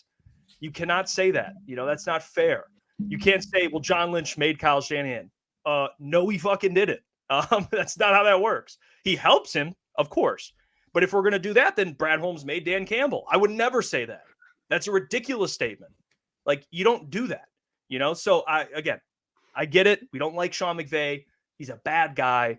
But let's try to look at this objectively. He's a bad guy. Look at this objectively. Bad human being, Sean McVay. Yeah. Bad guy. I don't like him. I don't like his haircut. I don't like his haircut. Whatever. I mean, fine. But no. And Matt LaFleur was there like 1 year. So what happened when they won a Super Bowl? Oh, was that was Kevin O'Connell's offense? Like, what are we fucking doing? Now we're talking, Jeff. On the Super Bowl run, where people are asking themselves, how is Cooper Kupp so wide open? Kevin O'Connell. That boy Kevin O'Connell. Kevin O'Connell's offense. Who's the offensive coordinator this year? I mean, who? I don't even know. Can you name him? Look what Sean McVay or Kevin O'Connell did to Justin the defensive coordinator for the Rams this year. And by the way, dare I mention Ben Johnson? Because if you want to go with OCs, don't make me go there. Because you have the best OC in football, period. So if we want to go OC, helping the head coach, don't go there, Sick. I wouldn't recommend it because it doesn't fit. Well, that's why it's Jared Goff's the one making the play calls. That's why you hear Jared Goff. So again, let's be objective. Dan Campbell's a great head coach. He's one of the best in the league. Sean McVay, one of the best in the league. Why can't we all be friends? Like, why can't we just say that? You know what I mean? Why do we got to say Dan's better and everyone else is trash? Like that. Why can't we just be a little objective? Huh? I mean, come on. All right. Sorry. Had to yell for a second there. Love you, Sid, Hey, by the way. I appreciate you Jeff getting me fired up. If you guys haven't noticed, Jeff is profusely sweating, and he is flu game right now. Hold on. Look at him. He is Hey, I've never seen someone sweat I got so a much on flu the show. game. Look, he is- Hey, flu game. Sick got me fired up. Actually, and turn ironically, your head it to is. the left or to the right. Turn your head. No, I'm not turn your- doing that. Fuck you. All right, but you know what we're doing? Hey, it's- We're doing our NFL pick. We're doing our I NFL can't It's pick. a wiping Boys, his- I've been so excited for this. Boone, are you taking? Is anybody taking down? Like who we're taking? Yeah, I can, and we could always go back and watch, but I'll write it down here. Okay. Are we doing straight spread or wins? We're gonna do spread. I picked games out here because some of the games just aren't like. I have 6 total games, and they're actual probably matchups people watch, like the Giants game. We're the not gonna Giants do- and Vikings? You don't want to watch Sam Darnold and Daniel Jones duke It's it a out? battle. I will A no. battle, Boone. I'm not He goes, watching. I know. What we'll do is I picked a certain amount of games, and I will keep track of. It'll be kind of how college football. Like college football, we're not doing every game, but like with the NFL, we could pick games I think that are like pretty relevant and good, if that makes sense. So I'll go through them. I have 6, and Klotz, keep track of the games that I pick. If there's a game that you want to add, we can add it. I just for now, just for sake of like not doing 15 games, I tried to pick the best like 6 or 7 or even 10, but there's only like to me 6 or 7 games that are really like worth it. So let's do this. Let's start. You guys ready? Let's do it. And by the way, Here's too, off. Lions, Rams will not be in the pick'em. We will be doing that at 9:40. 9:40, we will have our score predictions for the Lions Rams game, and we will tell our winner. So I'm going to stay away from that for the NFL pick'em, and then we'll do our college pick'em. And I have segment we'll do every Friday. Booner's best 5 bets of the weekend, college football and NFL. And then as well as when we do the pregame show, I will have all my Lions plays that last season we absolutely dominated on. It came up on a lot of money. I think that's like 5:30 on Sunday. Not an early pregame show. Are you guys ready? Yep. I'm ready, Boone. All right, let's get some. Can we get some tunes in the background? It was really light. We need to All get. right, Jeff, you got it or you want me to cue I it got up? it. Let me see All right. here. Let me try and cook here. I got you. Hold We, on. we need to get some more Brady in the music. booth. We need to get some more music for the show, like We some do. beats. Yeah, like just sometimes it's weird because whenever we play it, it like muffles our like talking on the microphone for whatever reason. Sometimes it depends on the track. All right, let's roll. Are you guys ready? The chat Yeah. want to be involved. Who you guys will cover in each game? Game number 1, a noon game on Sunday, I believe. The Jacksonville Jaguars are visiting the Miami Dolphins. The Dolphins are 3.5-point favorites at home versus the Jags. Who are you guys playing? Who are you guys picking? You know, Come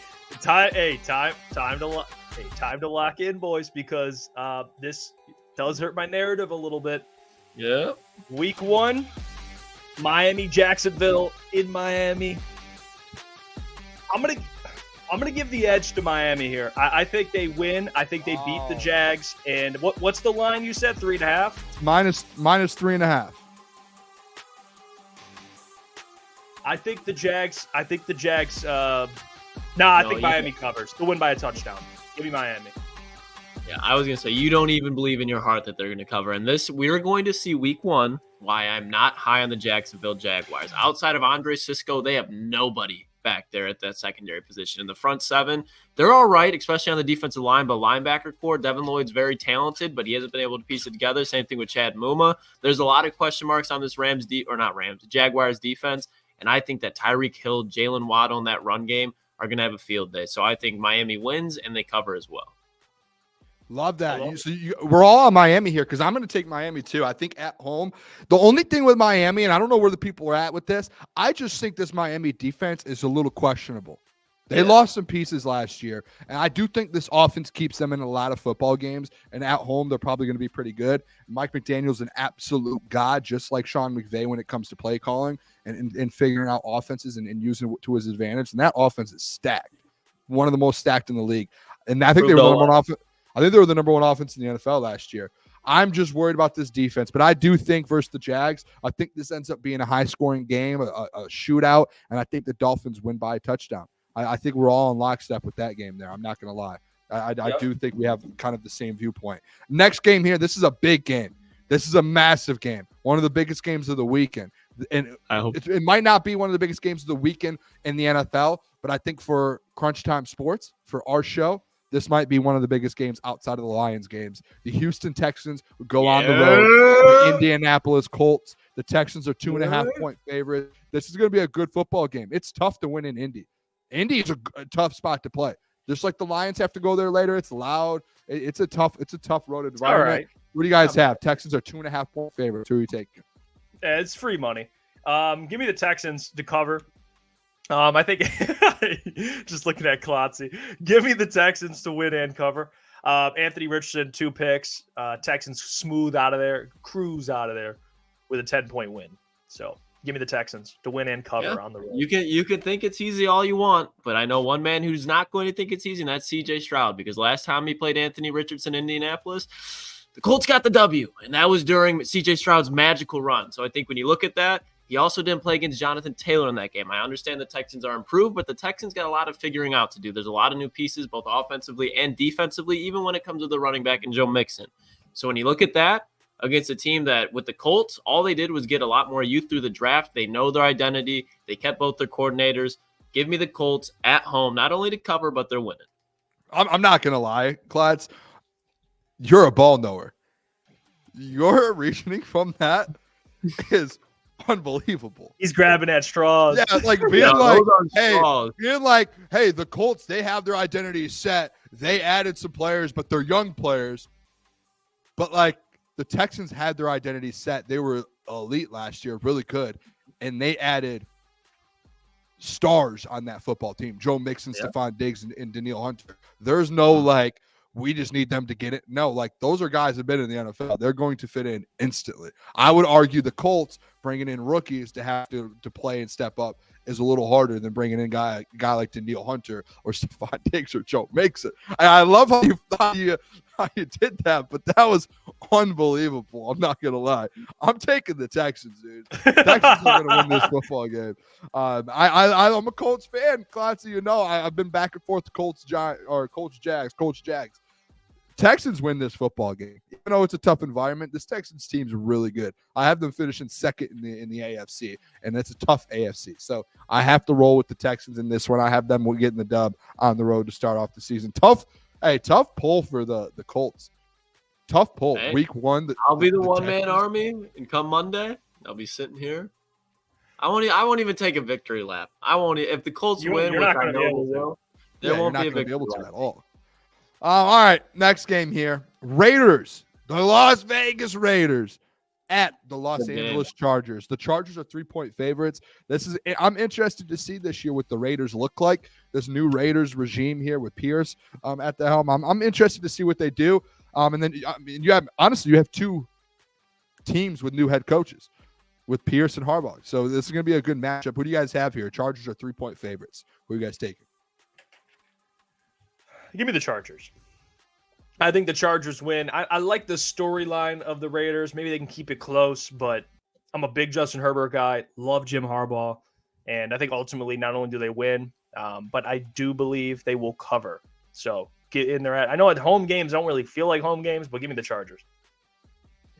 This is a tough one because I really want to take the Chargers, but the Raiders, matchup-wise, they create a lot of problems. The Chargers' weaknesses last year was obviously against the pass. You got Devontae Adams, you got Michael Mayer, you got Brock Bowers, you got Jacoby Myers. They got some dudes in the receiving game. And then you look at, okay, what did they get defensively? I think the Chargers are going to have a really hard time blocking Max Crosby and Christian Wilkins. I'm still going to take the Chargers, but the Raiders are going to cover. I like it. Wow. That's a good football game then if they cover a 3-point game. Zamir White. Remember the name, Zamir White? Yeah, I drafted him a couple of my leagues. I think Zamir White's going to have a good year. I'm just interested in the quarterback position there with Gardner. I like Gardner Minshew. I'm just interested to see how that works. I'll take the Raiders with you, Klotzy. I'll take the Raiders with you because I was going to originally go the Chargers. I do think, though, with Antonio Pierce. And I think this team, like what they did last year and what they have with Max Crosby and Zamir White now and Gardner Minshew and Devontae Adams, and they have 2 really good tight ends. They have some weapons there. Is it Jacoby Myers there, right? Yeah, Jacoby Myers. Yeah, I like this. And I like their defense. I think their defense is going to be pretty decent this year. So I'm going to go the Raiders to cover +3. I think that's a close game. Next one. This is I'm interested to see what you guys have here. I already have my pick for this one. The Dallas Cowboys on the road versus the Cleveland Browns. The Cleveland Browns are 2.5-point favorites at home versus the Cowboys. The Cowboys, guys, this is where I said the Cowboys are going to struggle this year if I made that very clear. I said if CeeDee Lamb doesn't show up and he isn't with them for at least half of the season. And guess what? CeeDee Lamb is there.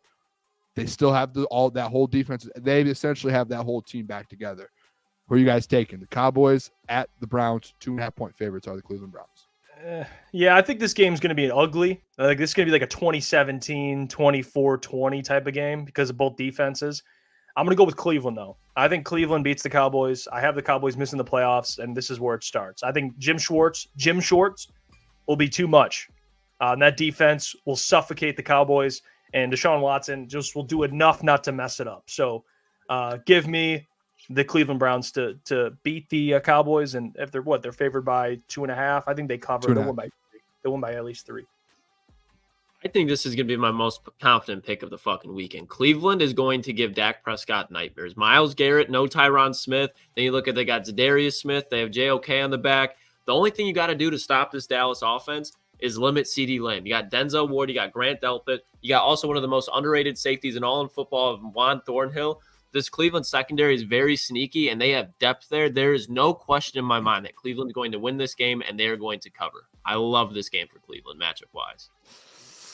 Hey, Cleveland's defense is really good. One of the best defenses in the NFL last year.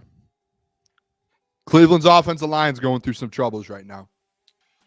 They've got guys questionable. They've got guys out, I'm pretty sure. I don't think this – I am never going to put money on Deshaun Watson until he gets back to his old self. Until I see the old Deshaun Watson out there, just throw him. I can never put my money. I'm going the Cowboys. Give me the Dallas Cowboys. I think it's going to be a close game. It might be like a 1-point game when it comes down to it. Honestly, I wouldn't be shocked. I would not be shocked. I think the Cowboys, to be honest, I might take them money line. You both took the Browns, though? Yeah. Yep. All right, let me write this down here for you guys real quick. And then I took the Cowboys. Next game we have here, the Washington Commanders. Which there's a massive, by the way, there's like 400,000 people signed a petition for them to switch back to their old name, their original name. Crazy. So maybe that happens. Who knows? The Washington Commanders, though, at the Tampa Bay Buccaneers. The Tampa Bay Buccaneers, 3-point favorites. 3-point favorites, fellas. Where are you guys taking? Yeah, give me the Buccaneers. What are they favored by 3.5? I honestly, I could see the Commanders covering. But I think the Tampa Bay Buccaneers are going to win no matter what. So I think they got a good football team. They're going to be in the playoffs this year. And I think that defense is still very good. I know they lost Carlton Davis, but we know what they have offensively. Yep. Yeah, I'm going to go Buccaneers, and screw it. I'll say they cover. Fuck it. We'll say they cover as well. Yeah, I'm in the same boat. I think that Tampa Bay Buccaneers defense and Todd Bowles is probably one of the last things that Jaden Daniels needed to see in order to win week 1. I still really like Jaden Daniels. I still think the Commanders are going to finish second in the NFC East. But I just think week 1, especially look at we talk about how bad the Lions secondary was last year and how much they improved. If you look at the Commanders and their secondary was on track with the Lions for how bad they were. And I like Jeremy Chin, who they added in there, but on the outside, they're struggling. Emmanuel Forbes is still going to be out there. Mike Evans, that's barbecue chicken. I mean, I think Baker's going to have a game. They probably put up 20, 24 points. Commanders probably struggle to score 10. So I like the Commanders, just not in this game. Buccaneers win and they cover. Ooh, I'm gonna do what I'm gonna do with this, guys. You both took who? Bucks to win and cover. Buccaneers. Bucks winning with the Washington Commanders coverage clock? No. Bucks winning cover. Okay. This is what I'm gonna do. I'm gonna save this because this game is in Booner's best bets a little bit later. So I'm gonna save that. I have 5 bets for the weekend. This game is in it. I don't want to give what side I'm on, what I'm picking. I do have some player props within stuff. I'm gonna save it though. Next game. This is the last game actually. So when I asked for this game, guys, if there's any games that you want added, just let me know, or you can call them out and we'll do them. But this last game here, the Arizona Cardinals go on the road, cross country over to the Buffalo Bills in New York. Bills are 6.5-point favorites at home, favored by almost a touchdown. Who do you guys have in this game? Man,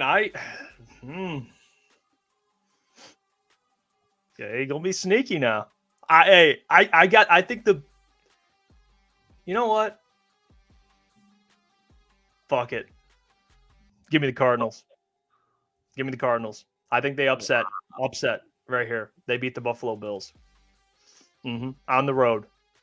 Yeah, no way. Wow. No way. If this was in Arizona, I could be hearing you out. I think the Buffalo Bills win, but Arizona covers. I don't think Arizona has enough experience to go into Buffalo together against Josh Allen and James Cook and this defense, which I know is not having Matt Milano, but it's still a very solid defense. The Cardinals are going to put up a fight. You're going to see flashes of what they can be this year, but in Buffalo, I think week 1, Josh Allen, he hears all the noise, and he's still a top 3 quarterback in the NFL, however you want to rank him, 2 or 3. And I think they will find a way to get a W, but it's going to be a close game. But no way Arizona wins, in my opinion. I don't trust Kyler. Not at all. You don't trust Josh Allen, though? No, I don't trust Kyler enough. I trust Okay. Josh Allen to win this game, not Kyler. I want to look at something here real quick because I'm interested. I'm going to pull up this app. I would like to see. Why can't I find the game? Why can I not find the game? Where's the game at? I want to see how much people were. All right. A lot of people are on the Bills to cover. I'm taking the Buffalo Bills to cover. You guys, and this is where I start getting into I start getting into a tough spot to where now that people think that I love the Buffalo Bills. And by the way, I just saw Xavier D say CJGJ just got burned. Yeah, Jaden Reed just absolutely burned CJ Gardner. He's got, bro. Thank God he's not on our team anymore. Right now. Dude, by the way, Josh Jacobs, guys, that's why you don't pay running backs. Sorry, continue. Oh, I would have never paid Josh Jacobs. Saquon, though. Saquon's going off. Yeah, there's certain guys, again, there's top 5 guys you could pay, but Josh Jacobs is not one. I just think with the Bills, like, I don't want people to think this is a homer pick for me. I do think that the Bills are a little underrated, and people, especially going into week 1, are going to overlook them because of some of the defensive additions that they did lose. And I think 6.5, like, I think a touchdown, like Josh Allen's going to win this game by a touchdown. That's what's going to happen. This is going to be they're going to win this game by at least a touchdown. Big fan of Marvin Harrison, but this game's going to be won by a touchdown. It's fair. That's all the games I have. I don't know if you guys have any. Yeah, I got one more for sure. Chicago and Tennessee. Tennessee going into Chicago, I believe it's 3.5. I could be wrong. If you want to double check for me real quick, Booner, I think that's what they're talking about earlier on the McAfee show. But I think this one's going to be interesting. I think Tennessee, they're one of those teams that I think are going to be really sneaky. You can't go sleeping up on them. But when you break it down, just matchup-wise, you got all the hype going in with Caleb. There's no way that the Bears lose this game. I think Tennessee could definitely cover, but Tennessee's definitely going to struggle to run the ball against this defense. And I think in order to do that, with all the weapons that they have, I like L'Jarius Sneed on the outside, but that secondary is going to be vulnerable. And I think the player that's honestly going to put the Bears over the top this game is Cole Kmet, because rookie quarterbacks, their favorite thing in the world is tight ends. I know they got DJ Moore, but Cole Kmet is going to be a guy that is consistently forgotten about in this offense. Cole Kmet's probably about 50 yards and a touchdown. It's going to be coming at a crucial moment. And I think the Bears find a way to sneak out of this and they win, but Titans cover.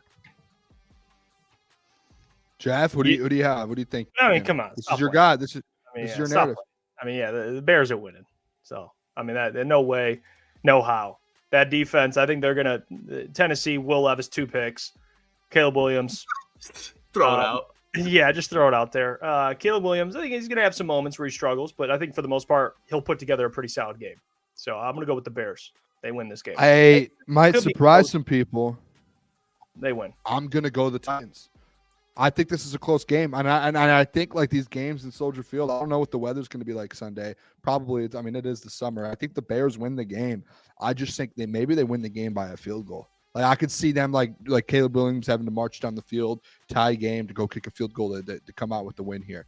I do think like week 1 for a rookie quarterback, there's going to be a little struggles. I think he's going to be fine. I just think there's going to be one of those games to where it's close just because it's a rookie quarterback and Matt Eberflus is still the head coach, and I don't trust Matt Eberflus, and I think he might make some decisions that might keep the Titans in this game. And I think this Titans, like Klotz, like you said, like they quietly, I said this at the beginning of the offseason and no one really took it serious, but then they kept making more moves. They've put together a legit roster that like Oh, they yeah. will never get blown out this year. Like they're going to be in every single game. And just depending on how those games go is going to obviously deter if they make the playoffs or not. But I think this Titans team is going to be a tough every single week, a tough matchup for whoever has to play them. I think the Bears, like first week with a whole new quarterback and everything's some new guys in there, I think it's going to be a little bit of a challenge for them. So give me the Titans plus 3.5. I'll take it. I still think they lose, but I'll take the There 3 you go. points. All right, let's go to college. All right, let's do some college football here, fellas. And then when we get done with college football, I only have for college football, I have 4 games, guys. There's not like a ton of good football games in my opinion. That's okay. In the chat, if there's a couple games that you guys like and want us to kind of discuss and go over, go ahead and throw them in there. There's some ugly games, like obviously Michigan, Texas is the big one. We'll save that to the end. And I have a pick in there in Booner bets that I will save as well. Let's start off Arkansas, SEC at number 16, Oklahoma State. Oklahoma State 9.5 point favorites. Who are you guys taking? What side would you take here? It's tough. Yeah. No, go on, Klotz. Go on. You're good. I would say it's tough, especially I can't remember his name, but Arkansas's quarterback put on a show last week. And I think when you look at Oklahoma State defensively, there's definitely be some holes there. But I just think Ollie Gordon, the Cowboys offense, they're just built to win right now. I think Arkansas is still a step behind. I think Arkansas could maybe cut it close, but I still don't see them covering the spread. So give me Oklahoma State to win and cover. Yeah, it's tough. I'm gonna go Oklahoma State wins, but I'm gonna say Arkansas covers. I'm gonna say they cover. What's the spread? You said it was over a touchdown, right? It was 9.5. It's 9.5. Yeah, Yeah, 9.5. I think they'll lose by a touchdown. So give me Oklahoma State, but Arkansas covers. Okay, that's interesting. And you know what I'm gonna do? What are you gonna do? Give me Ollie Gordon, Alan Bowman. Give me the fellas minus 9.5. They win this football game. Arkansas, I don't like them. I'm not an Arkansas fan. I don't think that.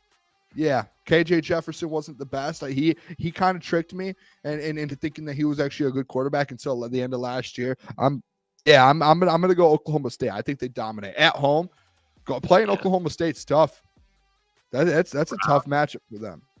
What's his name with the mullet? I don't know why I'm drawing a blank on that coach's name right now because he's an absolute legend. Bob Stoops? No, Oklahoma State. That's Oklahoma. Oh, yeah. What the fuck? Legend. Yeah. How am I drawing a blank? He is Gundy. a legend of Mike Gundy. Yeah, wow. Yeah. I can't believe I did that. He is an absolute legend. So no, I'm going Oklahoma State. Next one. This is a rivalry game. Week 2 rivalry game. Iowa State at Iowa. Iowa is a minus 2.5 point favorite at home versus Iowa State. You got a little big time rivalry there. Who do you guys have in this? I already have my pick. I might have already bet on it. Yeah. First of all, I will not be touching this game. I think Iowa's gonna win, but they will find a way for Iowa State to cover. They'll just find a way. It'll be a 1 point. Cade McNamara, I have zero faith in, but Iowa's defense is just continuously so tough. I'm not confident whatsoever, but give me Iowa to win, but not cover. All right. Yeah, I'm gonna go Iowa. They win this. You said the spread is what? 2.5. Yeah, I think Iowa covers too, to be honest. But it's going to be very ugly, very, very ugly. But give me Iowa and them cover. Yeah, I'm taking Iowa too. I think they win this game. Cade McNamara, like they didn't look great last week, but they looked like they're a football team. They look like a football team. This is a big match. The only other top 25 matchup of the week. Number 14, Nico in Tennessee. Head over to NC State, number 24 in the country. Tennessee is 9.5 point favorites, guys. Who are you guys taking in this? Jeff, you got it, or you want? No, I'll keep it short. And I'll tell you what, they're on the road. We have a guy, Nico, who's still, I guess, in terms of starting, he's only started a handful of games. But I don't give a damn. The composure is there. The talent is there. And this Tennessee offense, they can score points. They can. Now, defensively is probably more so the question mark. That's what I'm looking for this week to see. It's going to be a good game with NC State. I can see it being close, but give me Tennessee and Nico. You might even he's going to get a rushing TD too. Book that. Oh, telling you right now. He'll make some plays with his legs, but give me Tennessee coming out on top on the road. Klotzy? Yeah. I really like North Carolina State's quarterback Grayson McCall. Like, I think he's got some swagger to him, but they came out looking rough last week. And Tennessee absolutely dominated from quarter 1 to 4. Looking at SEC versus ACC, I think everything favors Tennessee here, and I think they'll cover as well because defensively, NC State's nice, but they're not up to the level of Tennessee. So I think there's definitely going to be multiple turnovers. I'm about to drool out the side of my mouth. Hold on. Definitely going to be multiple turnovers for NC State, and Nico's going to find a way to capitalize. So Tennessee wins and they cover. Hey, I'm starting to fall for this Nico Heisman situation thing. Hey, that's Cam Ward, baby. I'm starting to fall for it. On the Cam Ward thing too. I'm starting to see narratives align, and I enjoy when my friends put out good takes. I really respect it, and I love seeing my friends succeed. So you know what I'm going to do here? I'm going to take Jeff Iafrate. I'm going to go with Tennessee and Nico -9.5. Nick Saban said this week.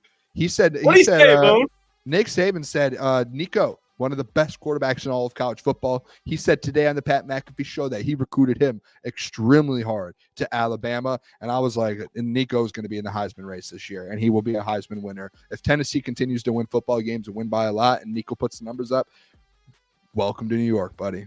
You will be there. That's all of college football. Oh, actually, no. Last one. Michigan. Oh, yeah, you ain't squeaking out of this, Boone. Texas at Michigan. Number 3, Texas visits Ann Arbor. We will be in Ann Arbor all day long tomorrow from dawn to dusk, as people would say. Bright and early. We'll be there at 6:30. What are you guys taking here? Texas is 7.5 point favorites, 7 depending on the book you get it at. Who are you guys taking? What side are you going? What are we going to make the line? 7 or 7.5? Let's go 7.5. I like that.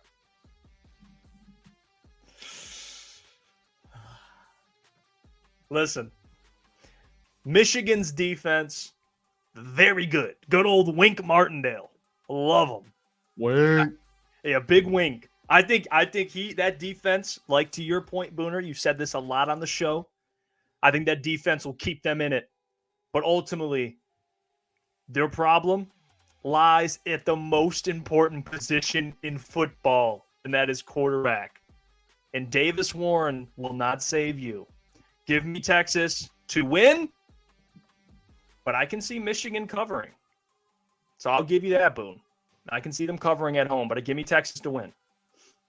Yeah, I just don't think so. I think Texas is going to win. They cover. I don't think it's going to be an absolute bloodbath, but I think Texas wins by like 10. I just think when you talk about Michigan's quarterback play, Texas's defense is not to the status of Michigan, but that's still a top 10 to 15 defense, however you want to look at it. And I think they find a way to set up Quinn Ewers in friendly field position. And that's where I really think it takes the spread away from them, because I think that's going to be a field goal or a touchdown in those possessions.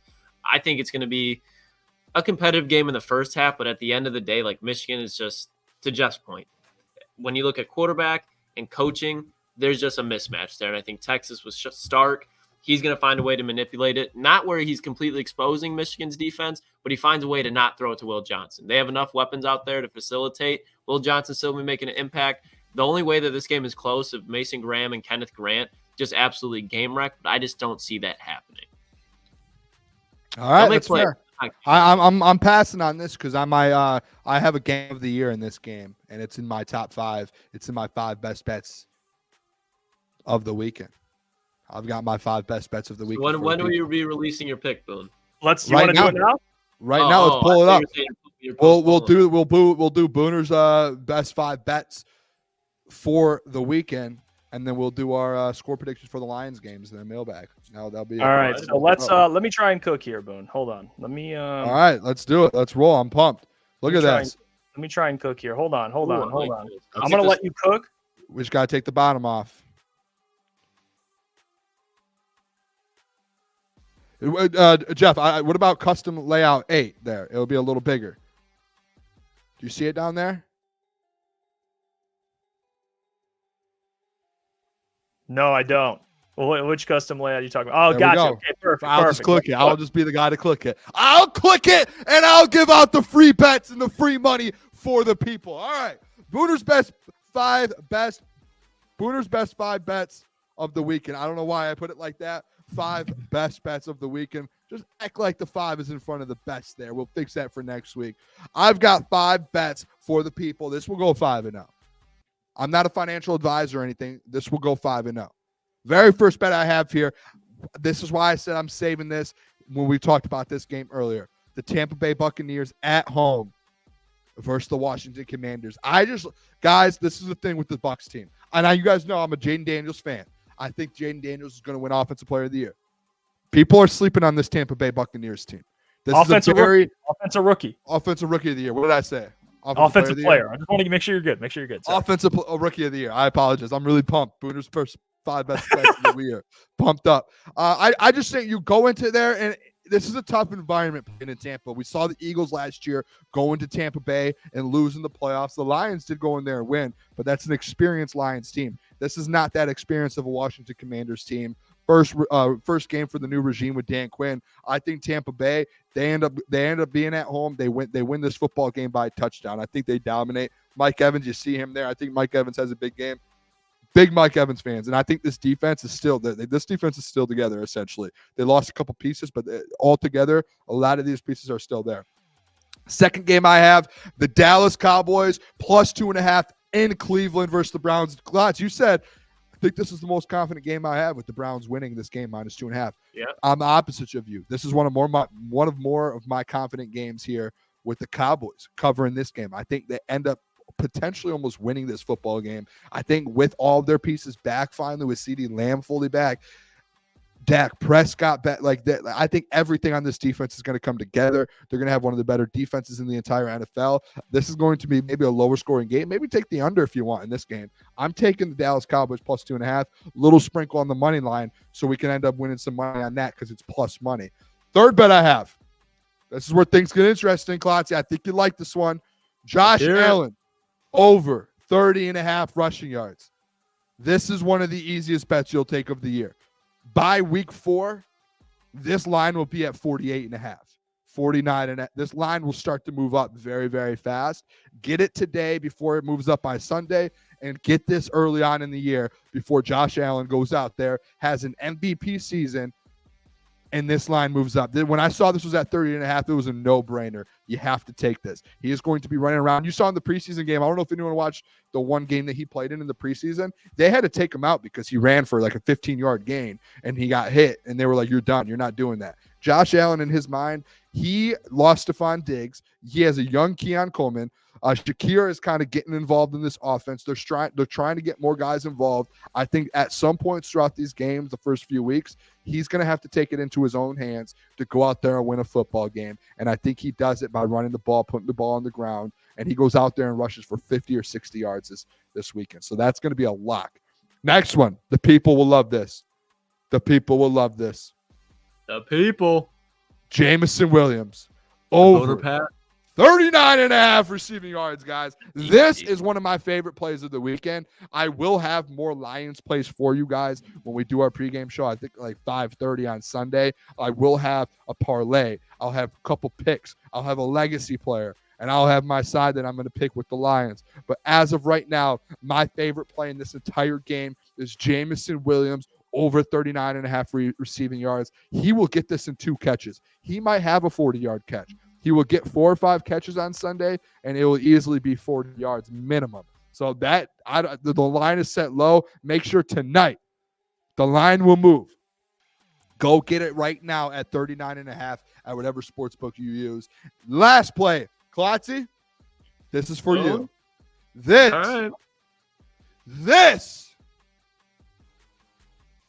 is my game of the week or game of the year. This is a Booner game of the year, guys. I understand. Klotz, I get everything you said. No one liked what they saw at Michigan last week. I sat there on a couch, just head down, Jeff watching me, and it was one of the most painful football games I have ever watched in my life. But let me tell you one thing. A lot of the guys on this team, Klotzy, they're national champions. They're football players. This isn't a pushover team. Fresno State, that's a pretty good football team. Obviously, they're not a Texas or Ohio State. That's one of the better mid-major teams that you're going to see. They went out there and ended up taking care of business. Yeah, I knew it was at the end of the game, a pick 6. This defense is one of the best in the entire country. It will keep them in this football game. Give me Michigan plus 7.5. Game of the year. I will lock it in. Guarantee it. It will hit. The Michigan Wolverines will not lose by more than a touchdown. Why don't you just sprinkle on a little money line while you're at it as well? And we'll walk out of Ann Arbor on Sunday, 4 o'clock with money in our pockets.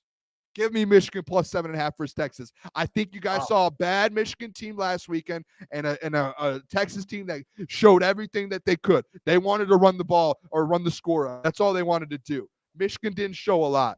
They saved it for this week. Michigan knows hey, they're smart. Sharon Moore's a little smarter than people think. Give them a little credit. They're going to come out there and compete on tomorrow at noon. Just, hey, take the bet and say thank me later.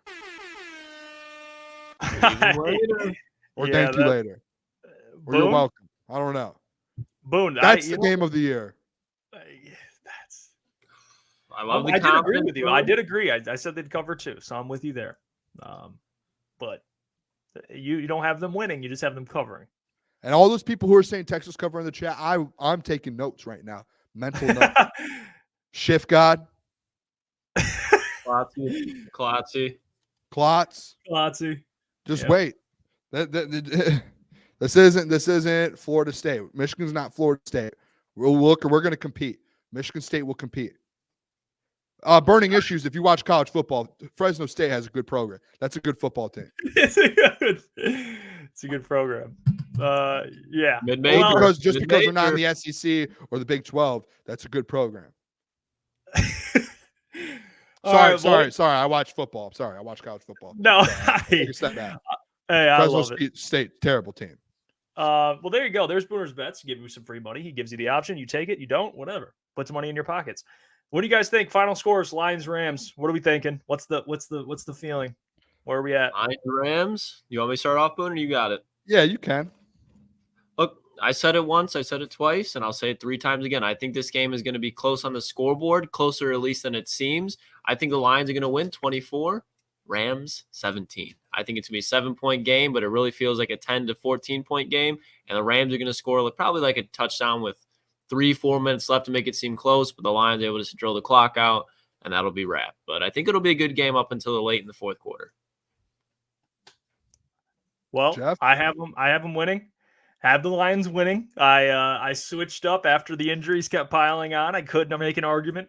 I don't see how the Rams win given the injuries. Like, this would be, I'm not even going to lie, and I don't want to say this to just say it, but I'm just being honest. If the Lions don't win this game, yep, this is bad. Like, with all the injuries they have, this is going to be bad. But Lions will win 27-20. I have them winning by a touchdown. And I'm with you, Klotz. It'll be close to the end. I think the Lions just are too much for them. They're healthy. They're healthier team. They're at home. Rams will. They're just going to get overwhelmed. So give me the Lions to win 27-20. Wow, I think I have the biggest spread here in the game, Oh, fellas. all right. Football is back. Detroit Lions are back. First score prediction of the year. Glasses on. Put 'em on, boom. The Detroit Lions and the Los Angeles Rams. They march into Ford Field on Sunday. Put up a heroic effort, and they fall short. The Detroit Lions fans will show up. The faithful will show up, and the Detroit Lions come out victorious. 34-24.